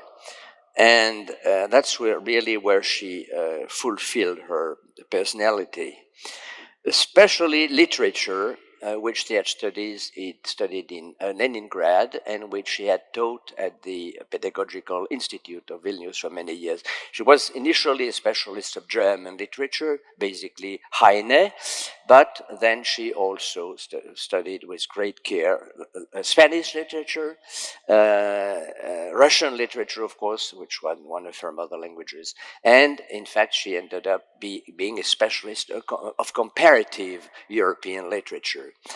And within this frame, she developed a great taste for theater, and she soon became, as a teacher at the Pedagogical Institute, a specialist of theater in Russia, in the Baltics, not only Vilnius and Kaunas, but also Riga, where she would take her students frequently. And these students to whom she left a very prestigious and strong heritage. All the students of Irena, whom I have met, and you've probably also met some of them, keep a fantastic memory of her teachings, of her empathy, of her energy, of her understanding of situations, and of the fact that despite her life, a whole long life in the Soviet Union, her freedom, intellectual freedom, was untouched. She remained absolutely alien to the Soviet vulgate or habitus, intellectual habitus, which is very unusual. On her retirement from university in 1997, she was noticed by George Soros, you know, the American philanthropist who created the Open Society Fund, and she was entrusted with the setting up of the Lithuanian agency of the Soros Foundation, which she did brilliantly and in not so easy situations, because not everybody liked Soros. As she was working, sorry for coughing, it's the end of a cold. While she was working with Soros, and this was not very predictable, she progressively became a moral authority for Lithuania. What she said, what she wrote, what she thought was more and more considered as being a reference for, she was often appearing on television, radio, etc., for Lithuanians. And she became, again, a sort of conscience of the intellectual part of the country. And she became extremely recognized after having being a private person for many years, she progressively became a sort of public person and started receiving many awards, many recognitions, which she was in fact very proud of. I will mention just a few here because these documents were hanging in her living room, and like the Barbara Radvilaite Medal, the Shugihara Foundation, the Person of Tolerance, which she was very proud of. Abroad, and I think in particularly of the Federal Republic of Germany, which was so close to her heart, she was entrusted with the Goethe Medaille. Suzanne and myself were there when she received the medaille in Weimar. And she also received the title of Borderlander from the Seine Borderland Foundation, which she was extremely close to, and actually we are too. And, well, she really became somebody who was a sort of celebrity, but at the same time, she did not change at all. She remained herself, very simple, very human, with a great consideration for others.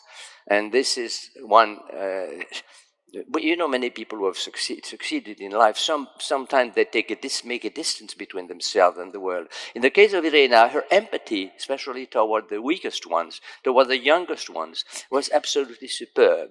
And everybody could come to her, she would listen, she would understand, and give a piece of advice which would be useful for the person in her or his future life. In this respect, one of her keywords, I think some of you will agree, was the term of respect for others, which she would use very frequently concerning the people she was in contact with.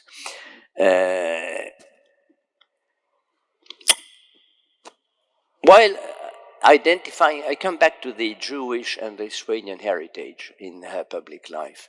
While assuming a complete defense of the Jewish heritage in case it was attacked or against anti-Semitism, in fact, in public life, Irena was devoted to both Lithuanian society and to the universe, to the world in general.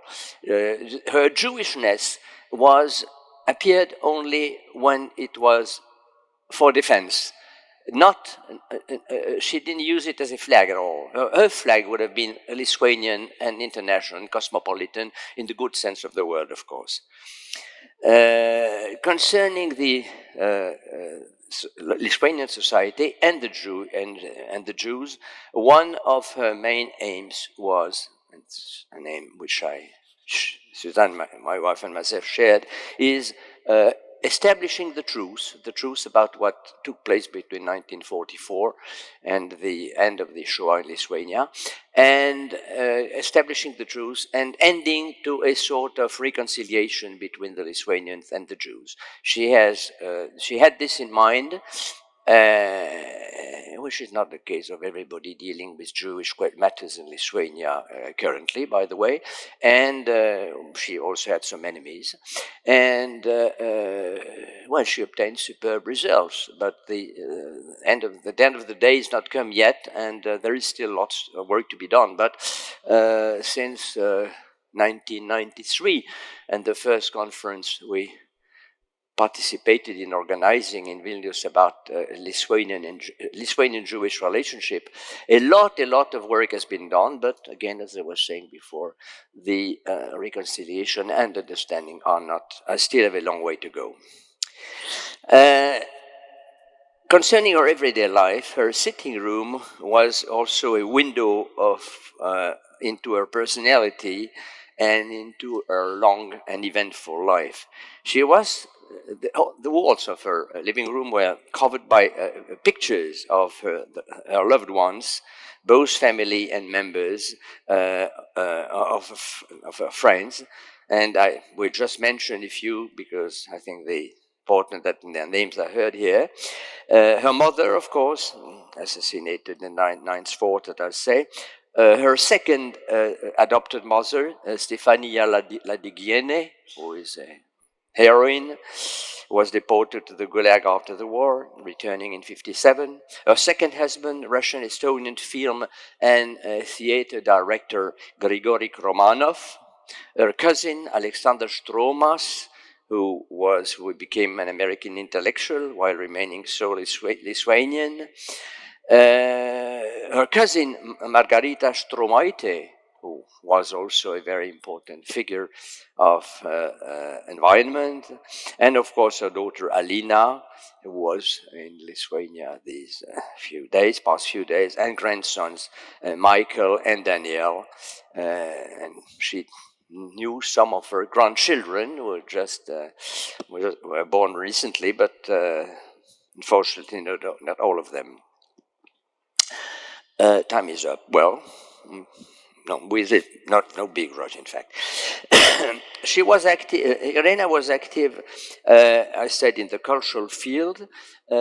Two organizations in which she played a key role were the Thomas Mann Foundation in Nida, which she even was president for some time, if my memory is correct, and the Santa Rashiesa organization, which I'm sure you all know, so I'm not going to enter into more details, which was active, by the way, in the setting up of the new Kaunas University after the return to independence of Lithuania. And she was very active in, not always in the forefront, but in the background of these organizations, among others. Then I will close this little presentation by what Irena said in 2008 to Father Arunas Peškaitis, whom many of you probably know. Those who showed me their sense of sacrifice and their goodness during the terrible years of the war probably saved me from total despair.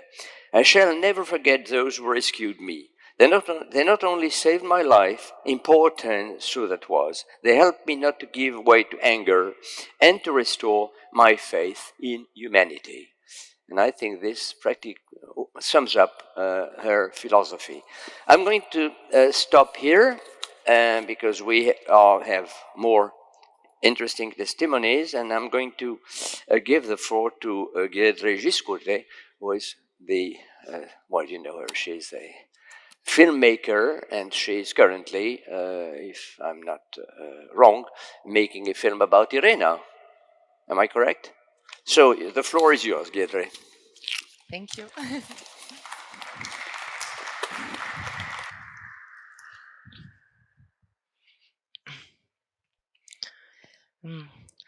Good afternoon, everybody. I'll see. So, hello. So I will start my presentation with the expert from Irena's letter written to her friend Audra in 1989. And Audra was my friend, is my friend, and she was the one who introduced me to Irena. And the letter was dated Vilnius, December 15, 1989.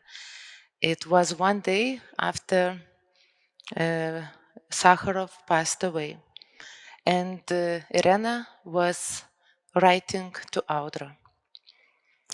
I translated, she wrote in Lithuania, but I translated in English. I am completely taken aback.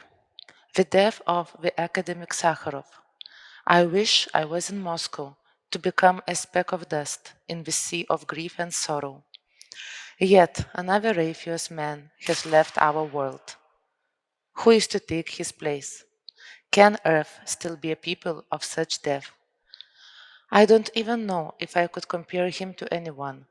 His ability to withstand, without any aggression, hatred, or vengeance, against an entire kingdom of Satan. When I read this letter, I felt that I had the similar feelings when Irena passed away. I was also thinking who on the earth could replace her. And I remember it was maybe 5 or 6 years ago when Audra introduced me to Irena. A few days later, I got an email from her. She was listening to one of my interviews about my previous film, and she wrote me. I was really very surprised because it's not so usual in our society that people are writing letters to each other. Nowadays, people are not writing, and we even don't have time to call and say a good word. Irena was different. I still cannot imagine how she could find time and energy to write to everybody, to call to everybody, to give attention to everybody, that everyone was feeling as he was the most important to her. That was a unique ability. I can tell I never met that kind of person before in my life. And I started learning from her. Subconsciously, I just realized that when I was having some ethical question or thinking about behavior, I just started to think, what would Irena say? How would Irena do? So that's how little by little we started spending more and more time together.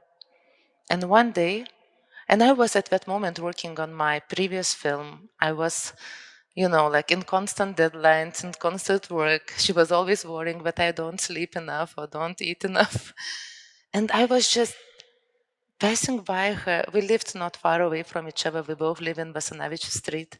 And I was passing her house, and she was a little bit sick, and I was worried for her health. And I suddenly realized such an outstanding person is next to me, and I'm a filmmaker, and I'm speaking with her about films I am making, and I have to start also to film her because she's already more than 90. And even though my schedule was packed with projects, I just invited my crew. Here you see our DOP, ate with us, Ignas, our sound guy. I'm presenting them because Irena was always presenting all of us to everybody. She, as you mentioned, deep respect for every person. So I remember when I told you that we're going to make film about Irena, it's a different generation. Maybe we didn't know before much about her, but from the very first day when we met, we also became in love with Irena. And I will never forget also words of Ignas that I think you told me during my birthday. Besides congratulating me for my birthday, Ignas, our sound guy, he told, and thank you for our work together, and that thanks to this work, I have this opportunity to meet people like Irena. So I started filming her, but when pandemic started, and of course we had to finish, I didn't finish shooting what I wanted to shoot with her, but of course I'm now editing the film, and it will be like my farewell letter to Irena, to a woman who deeply affected me. And here, I'm not a good speaker. I like to speak with images. So that's why I think I can show you a pilot of this movie. It's very actually private material. I will show only to you. It's not finished film. It's a trailer. It's a trailer dedicated for internal purposes. When you finish film, you have a different trailer. It's without post-production, without sound.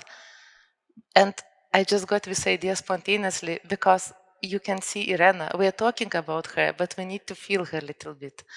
So that's why, please, have a look. 3 minutes of Irena. This is material from our development shootings from the film that will be released in 2023.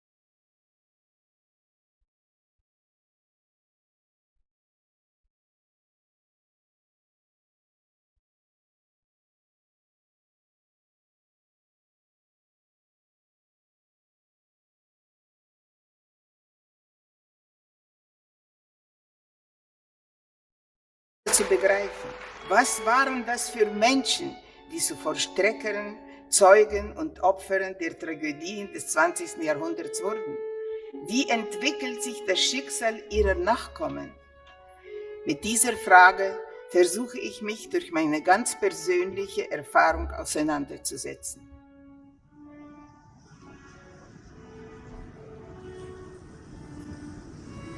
Я разревелась, как последняя собака. Я никогда столько не плакала. Я никогда так не чувствовала вот эту страх этого Holokausta. Сидит глубоко. Aš neprisimenu blogiečių veidų. Nei NKVDisto, kurie tardė mane, nei, pavyzdžiui, Raukos, kuris buvo žudikas Kauno. Aš neprisimenu. O dabar čia turbūt gal dar sėdi Raukos anūkė, Reglindis Rauka, kuri yra man dabar kaip sesuo. Ji viską suprato apie savo senelį. Jie atvažiavo į Lietuvą visiems pažiūrėti akis ir atsiprašyti. Und dann habe ich dich gehört, dass du von innen die geöffnet hast und ich stand da und du standst da. Und dann haben wir uns in die Augen gesehen und haben uns umarmt. Wir haben uns sofort umarmt. Weil erstens, als ich in meinem Computer den Namen Rauka sah, da war es für mich, weißt du, ich war ganz schockiert. Przepraszam, ale nie mogę, ja wszystko to wiem, jak to było. To było straszne. Bardzo ciężko słychać wszystkie te historie. To bardzo ciężko jest. Der Holocaust hat mich begreifen lassen, dass man, um weiter zu leben zu können, lernen muss zu lieben und zu vergeben.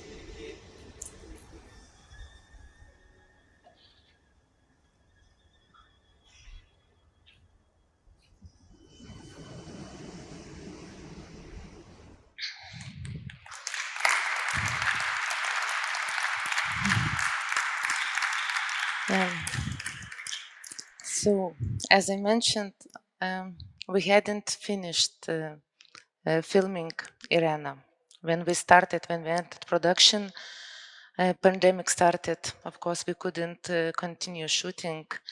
We just made our last trip to Estonia during the summer 2020 to the place where her love was buried and where she was really happy. And she hadn't been there 10 years, so it became like a symbolic journey for Irena. And now we started editing this film. And in the context of the current situation, of the ongoing war in the Ukraine, I just realized that we are doing completely different film than we were thinking before we started making this. It becomes so relevant, everything what Irena was talking about. And I will never forget that how, when we were filming her, she was so many times telling us that the mood of society is reminding her 1938, 1939, that she feels. And what is happening right now, it looks like but what Irena was, how to say in English, perspective. I forgot this word. What Irena was warning us about, it's happening right now. And I know, even yesterday I was talking with my friend Audra. I'm telling her, every day I miss Irena, especially now that I wanted to speak with her about today. And Audra says, but maybe it's good that she's not observing, not watching what is going right now. She just couldn't bear this hatred, this, So, but this question doesn't have no answer. The same like there is no answer to the question how she could stay here in Lithuania after facing such an atrocities, after experiencing such horrible things, witnessing such a crimes. That's how I started making this film. I was trying to understand her. I'm not sure that we will understand, but it's her secret. This is Irena's secret. But like in a movie, maybe we can feel and everybody will have our own answers. So thank you very much.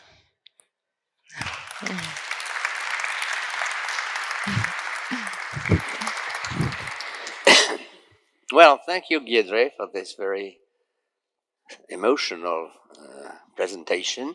Now I think we'll have a presentation from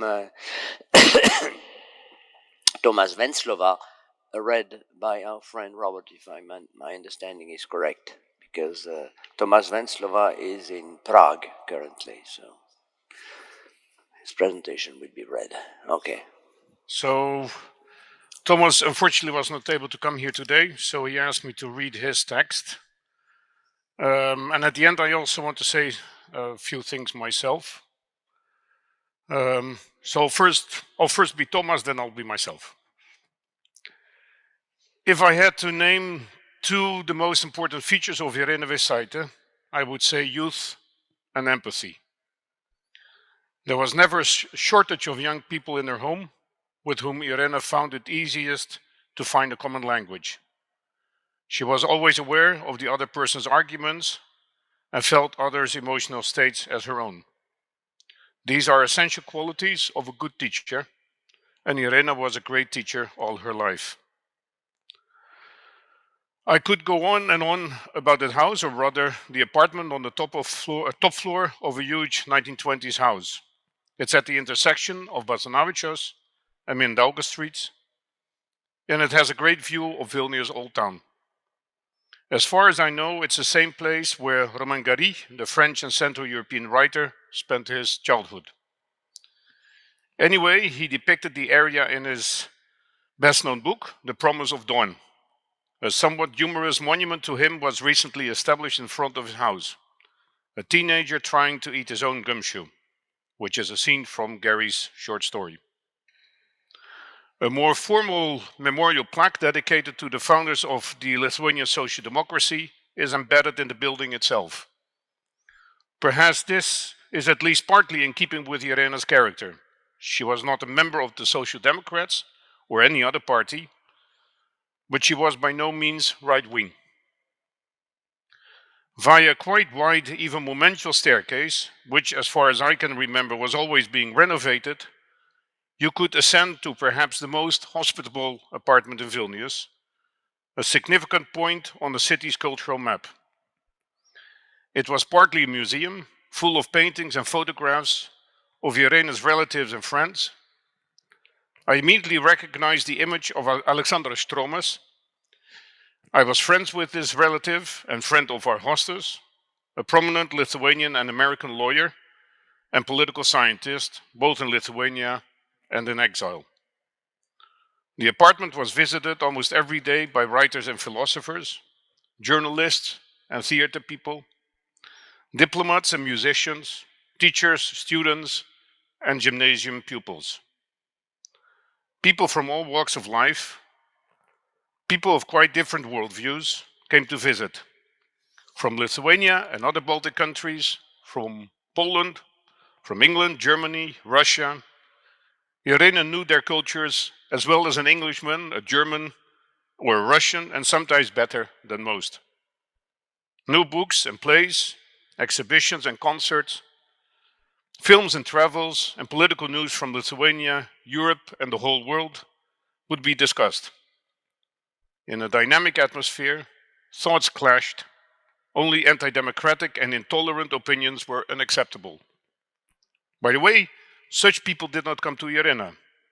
This was where acquaintances began, often bearing beautiful fruit. In short, it was a center of gathering, where cultural ideas and projects were born, something like a salon of the old days, and Irena herself was a kind of Lithuanian ambassador, not fitting into the framework of diplomatic protocol. Her identity was complex, heterogeneous, a feature, by the way, that she shared with many people of today, and I think it will soon be a universal feature. a Lithuanian and a Lithuanian patriot, Irina was also a Jew, and this often determined her fate. She escaped from the communist ghetto together with a few others. She went there as a very young girl, straight from the school bench. She was rescued from behind the barrier and hidden by Lithuanians, among them Stefania Ladigiena, widow of a Lithuanian army general shot by the NKVD. Irina, more than anybody else, understood the full horror of the time, as well as its complexity. Lithuania had still not dealt properly with the Nazi occupation, misconceived patriotism, and a desire to whitewash our own. Even the criminals are the main obstacles. There is even a sad wit. While in the Republic of the Two Nations, a Lithuanian was someone who loved his homeland and recognized the Lithuanian statute, meanwhile, in present-day Lithuania, so-called patriots consider a Lithuanian only someone who loves his homeland and that denies or tries to justify the contribution of his compatriots to the Holocaust. After the liberation of the country, she was for many years the head of the Open Lithuanian Foundation in Vilnius and curator of the Thomas Mann Cultural Center in Nida. Last but not least, she has published 2 books in the genre of river interviews, one in Lithuanian with Aurimai Švadas, the other in English with Yves Plassereau. These are fundamental works that open the world of Lithuanian Jewish culture, which no longer exists, but above all the post-war period from which I present Lithuania, was born in a chain of difficult, almost insoluble contradictions. Irina Vesaite was an intellectual and moral authority of European caliber, one of the great creators of a mature civil society, not only in Lithuania, but in the whole of our region. I feel her absence every day in these difficult and dangerous times. Tomas Venclova. So, I didn't intend to speak here. I just, the reason why I organized this session is that I cannot imagine talking about dealing with a painful past without having Irina present, or at least having Irina emotionally present. And so, we've heard the other speak. There are keywords, I think, that relate to Irina: respect, reconciliation, tolerance, and humanity. And I think the sad thing is that, we've seen several people leaving in the course of almost 6 years. So in September, it is 6 years ago that Leonidas Donskis died. Like Irina, a key person in building or rebuilding the connection between the Jewish and Lithuanian communities. So every year we are organizing a Leonidas Donskis Memorial Conference. Then in October 2019, Romas Quintas died, the sculptor who I think did so much to bring Jewish life back into Vilnius. So Thomas is writing about the statue of Romain Gary, but you also have Dr. Shabbat on Rudniku Square. And actually the last time I saw Irina was in October 2020, during COVID, when a year after Romas died, we unveiled a statue that we've been working on for 10 years and almost forgot that it would ever appear, which was the Jewish water carrier. And so 10 years earlier, we developed that idea that there needs to be something in Vilnius that remembers the Jewish past of the city, and the Romans came up with this idea of establishing the water carrier. And we couldn't find the money, so we dropped the idea after 2 years of trying. And then after Romans died, we found out that actually the statue had been made. It had been ordered, it had been made, and it was standing uncompleted in a kind of warehouse next to the Belarusian border. So a year after he died, the statue was put up in Vilnius, beautiful. And Irina came out of her house to be there. And actually, I should have put the photo up. There is a beautiful photo of her embracing the statue, right? And so then, a few months later, Irena died. There's one guy who is still alive. He's living in Heron. Like Irena, he survived the ghetto of Kaunas. And he wrote his memoirs, which, strangely enough, was first published in Dutch, because a Dutch filmmaker told him to write his memoirs. And so the book came out in Dutch. Then a few years later in Hebrew. And in 2018, we managed to publish the book in Lithuanian here. And he came, his last visit to Lithuania, they met. And so he even went to Peenemünde here, one of the small parts of Kaunas, and had a meeting in the library and met kids who were as old as he now, who had still remembered him from before the war, right? And so, as Irena knows, we were really trying to get this book out in English. And so we managed. The book, unfortunately, is coming out only in a few days, but I have the first copy. And can we see the picture? So this is Johannes Fein at his home in Heron. He's now 90 years old. He's holding the first copy of his book. And the next photo.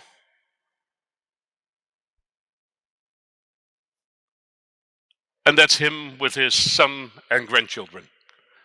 So we managed to get the book out in time, and I would like to give this first copy to you, Gitte.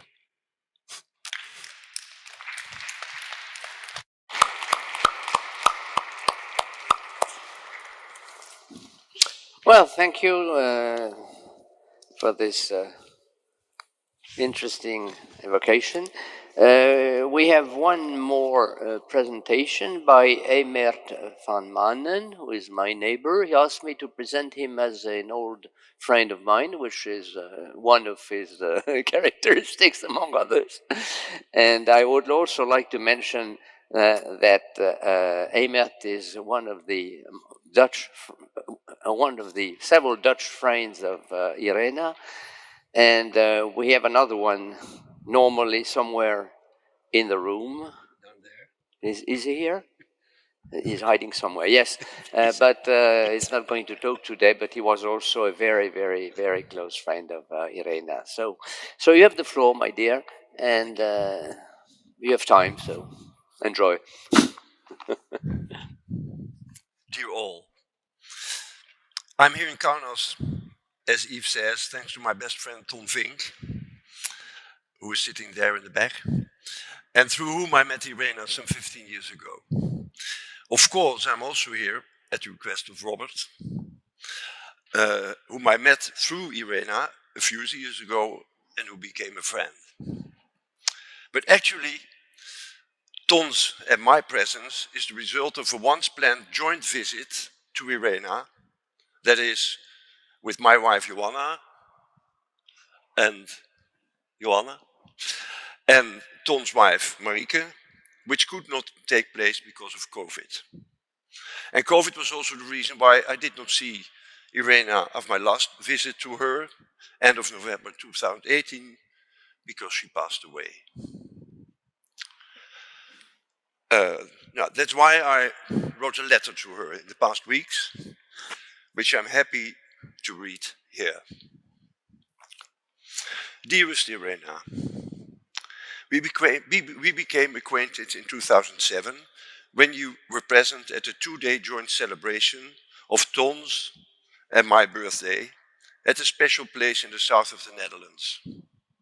During lunch, at what I remember as a fairly long table in a sunny open air, for the first time we sat opposite to each other, and in your characteristic friendly but interested way, you sounded out who I was. Probably you had heard about me via Ton. In our conversation, it soon came up that, at the request of the then mayor of Amsterdam, I had just started an extremely sensitive project on the remembrance traditions concerning the Second World War in Amsterdam. And I then didn't realize that it was this that immediately created a bond between us. Not long after, you asked Ton whether it would be an idea to ask me to voluntarily advise the management of Vilnius European Capital of Culture, 2009, about the organization of that project. That's to say, not so much about the contents of the project, because that's not my specialty, but how to approach it in general, as well as specifically according to the content of the intended multitude, it appeared to be a chaos, of sub-projects. And in the autumn of 2007, Ton and I traveled together to Vilnius, a city that was completely unknown to me, in a country about which I, of course, had heard and read, but which until then had been foreign to me. The year and a half that followed was the period in which we saw and spoke each other most often, and in a certain way explored the course of contemporary history and actual politics together, and in our modest fashion, tried to give Vilnius a place in it by means of the European Cultural Project. I experienced intensely who you were as a human being par excellence, how you functioned as such, and how much you were appreciated by everybody, and of course also highly by me. I had of course heard a lot about you from Ton, but not surprisingly, you preferred not to tell me explicitly, not to tell me too much about all terrible things that you had experienced in your life. And on the one hand, that characterized again your modesty. On the other hand, it may to a certain extent also be explained by the omerta that people and collectivities often maintain after horrific events, such as you had experienced, and I, as a spoiled Dutch post-war baby boomer, had not. It would be a subject that we would talk about many, many times, also because of the various Second World War Memorial Project that I initiated in my beloved home city, Amsterdam. After all, the second Jerusalem of the North. Projects in which I'm still intensively involved, and why I appreciate it also to be present at this interesting conference. The way in which you introduced Ton to me, Ton and me to the European City of Culture Management was characteristic of your approach and your basic trust in people. You accompanied us to our first meeting, other side of the river in Vilnius, with people we didn't know at all. Briefly, now perhaps you knew the woman from the theater, Anna. You accompanied us to that meeting, briefly introduced us, not so many words, and left the meeting nearly unnoticed as soon as it had gained some momentum. At the end, she wasn't there anymore. When I subsequently came to Vilnius 3 or 4 times for a few days in 2008 without Ton, once we went again, I think, and I went 3 times alone. We often lunched and dined together, met each other unexpectedly between meetings. All of a sudden she was walking, hey, we had a coffee. Or in the evening in your flat. You never asked curious questions about my experiences.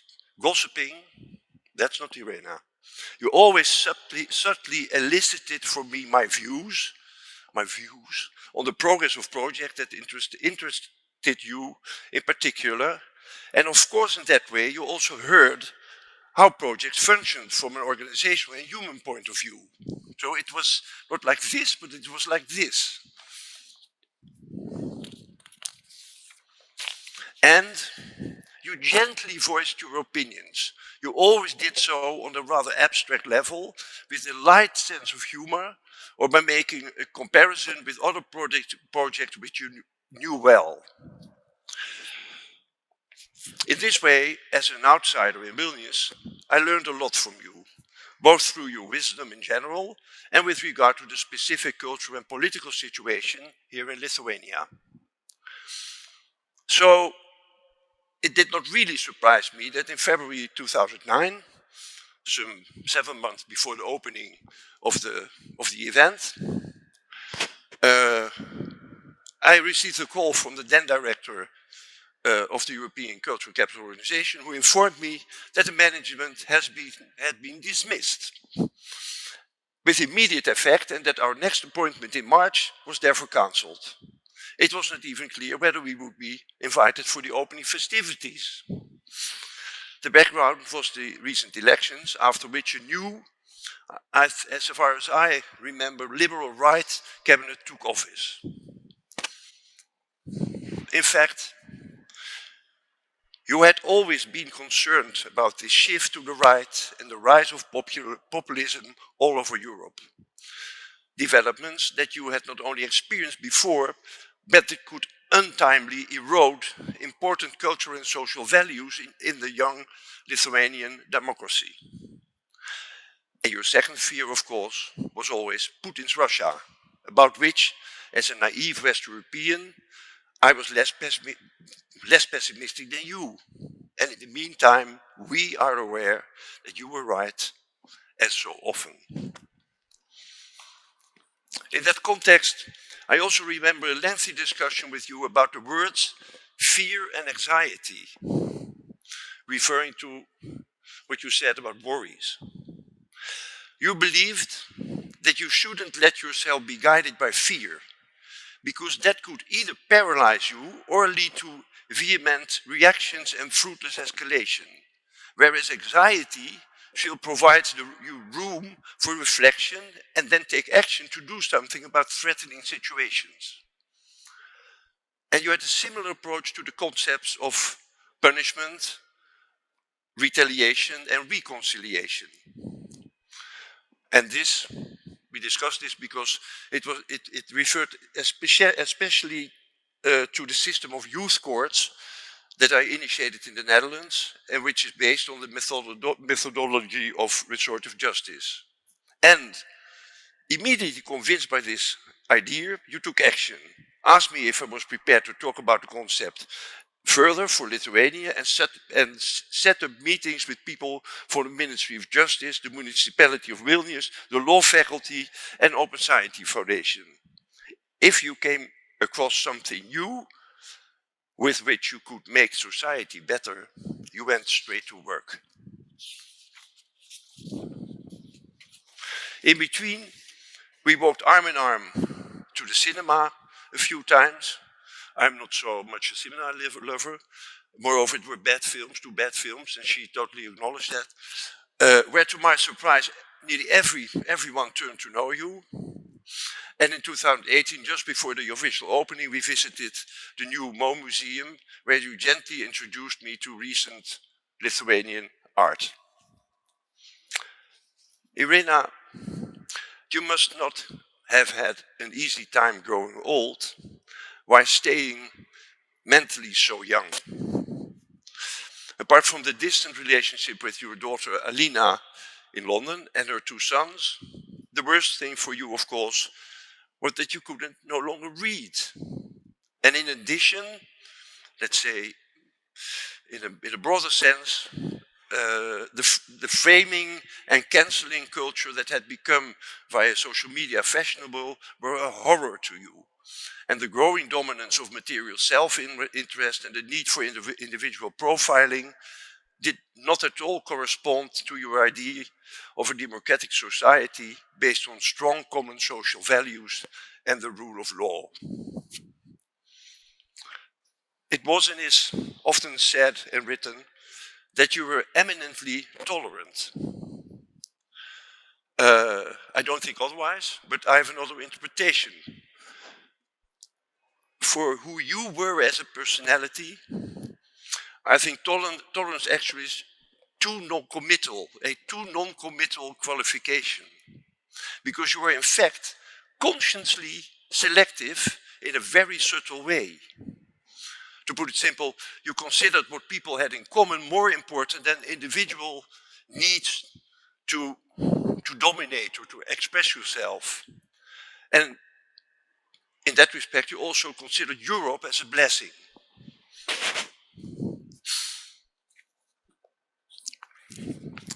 Now, in recent days, I looked through some emails you sent me in the past years, and I noticed that your closing greetings very often ended with the word hope. Love and hope. Like in the inscription of your own book here behind me. Actually in Holland, and I'm not cynical, but I don't want to be cynical, but that's not my mentality, but in Holland people hardly ever use this word anymore. That's to say, they only use it when they hope to fly again after the COVID standstill. But fortunately or unfortunately, that's another kind of hope than your hope. I myself am familiar with this world mainly from my Christian Protestant upbringing. And it reminds me, for instance, of the poem Von guten Mächten by the German theologian Dietrich Bonhoeffer, which he wrote just before he was murdered by the Nazis in 1945. And to finish this speech, in your wording, I consider the term hope as a positive incentive and encouragement with which, despite all your understandable worries, you continue to have faith in people to work together for a better world. Dear Irena, you have greatly encouraged me, Ton, and many others with that hope. Thank you for that on behalf of all of us. Thank you.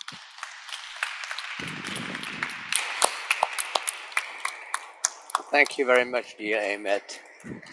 Very interesting. I wonder if Ton Vink would like to add a little something, because you were such a close friend of Irena that it might be interesting to hear you a few minutes if you feel you have, you could say a few words.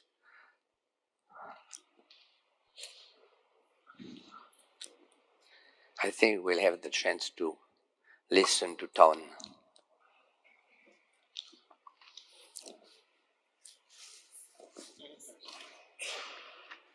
You speak in the mic, huh? Because you have no... In the mic. Yeah, in the mic, yes. I have to say that I started a particular relationship with Irena Verzeijten because I organized in a very small city in France a festival with East European countries that started before the wall was disappeared. In 1993, I went to Lithuania because I had the idea to do it with the Baltic states. And I met Irena, and she told me, Ton, I will show you that you make a mistake. So I was 3 days in Lithuania, 2 days in Riga, and 2 days in Tallinn. And then we went back. And she said, what is your conclusion? And of course, by her influence and her character and her ideas, I said, no, we have to do it on Lithuania. We make the choice and we make a compromise because besides of my festival where we invited filmers, theater people, but also artisans, farmers, sportsmen, it was very large because my local population was included in everything. The invited people lodged by the local people. We make the restaurant ourselves and they stayed 10 days. So the compromise was that the festival was about Lithuania and we make the book fair about Baltic states. It was the first book fair of Baltic states in 1996. And that was the starting point of our friendship. Irena came, she controlled 7 days what we were doing, and she feels very well that that was our way to bring people together from East to the West. That is there start my love for these unbelievable women, and I'm happy that they could so long time do things together. We went to Nida. I went every year in Lithuania. We saved the life of some alcoholic people together, and so this is my story with Irena. It's my second mother.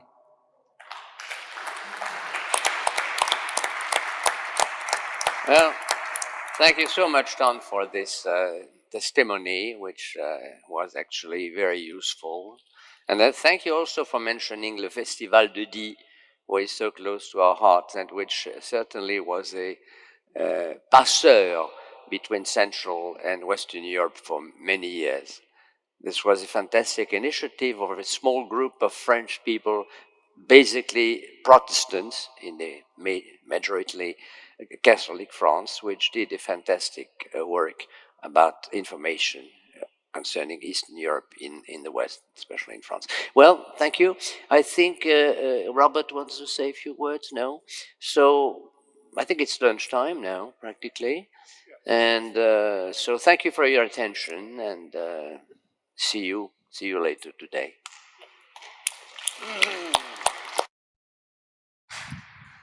So for the speakers, the lunch is in the same spot as yesterday. And we'll be back here at 2:00 and start the session about Srebrenica.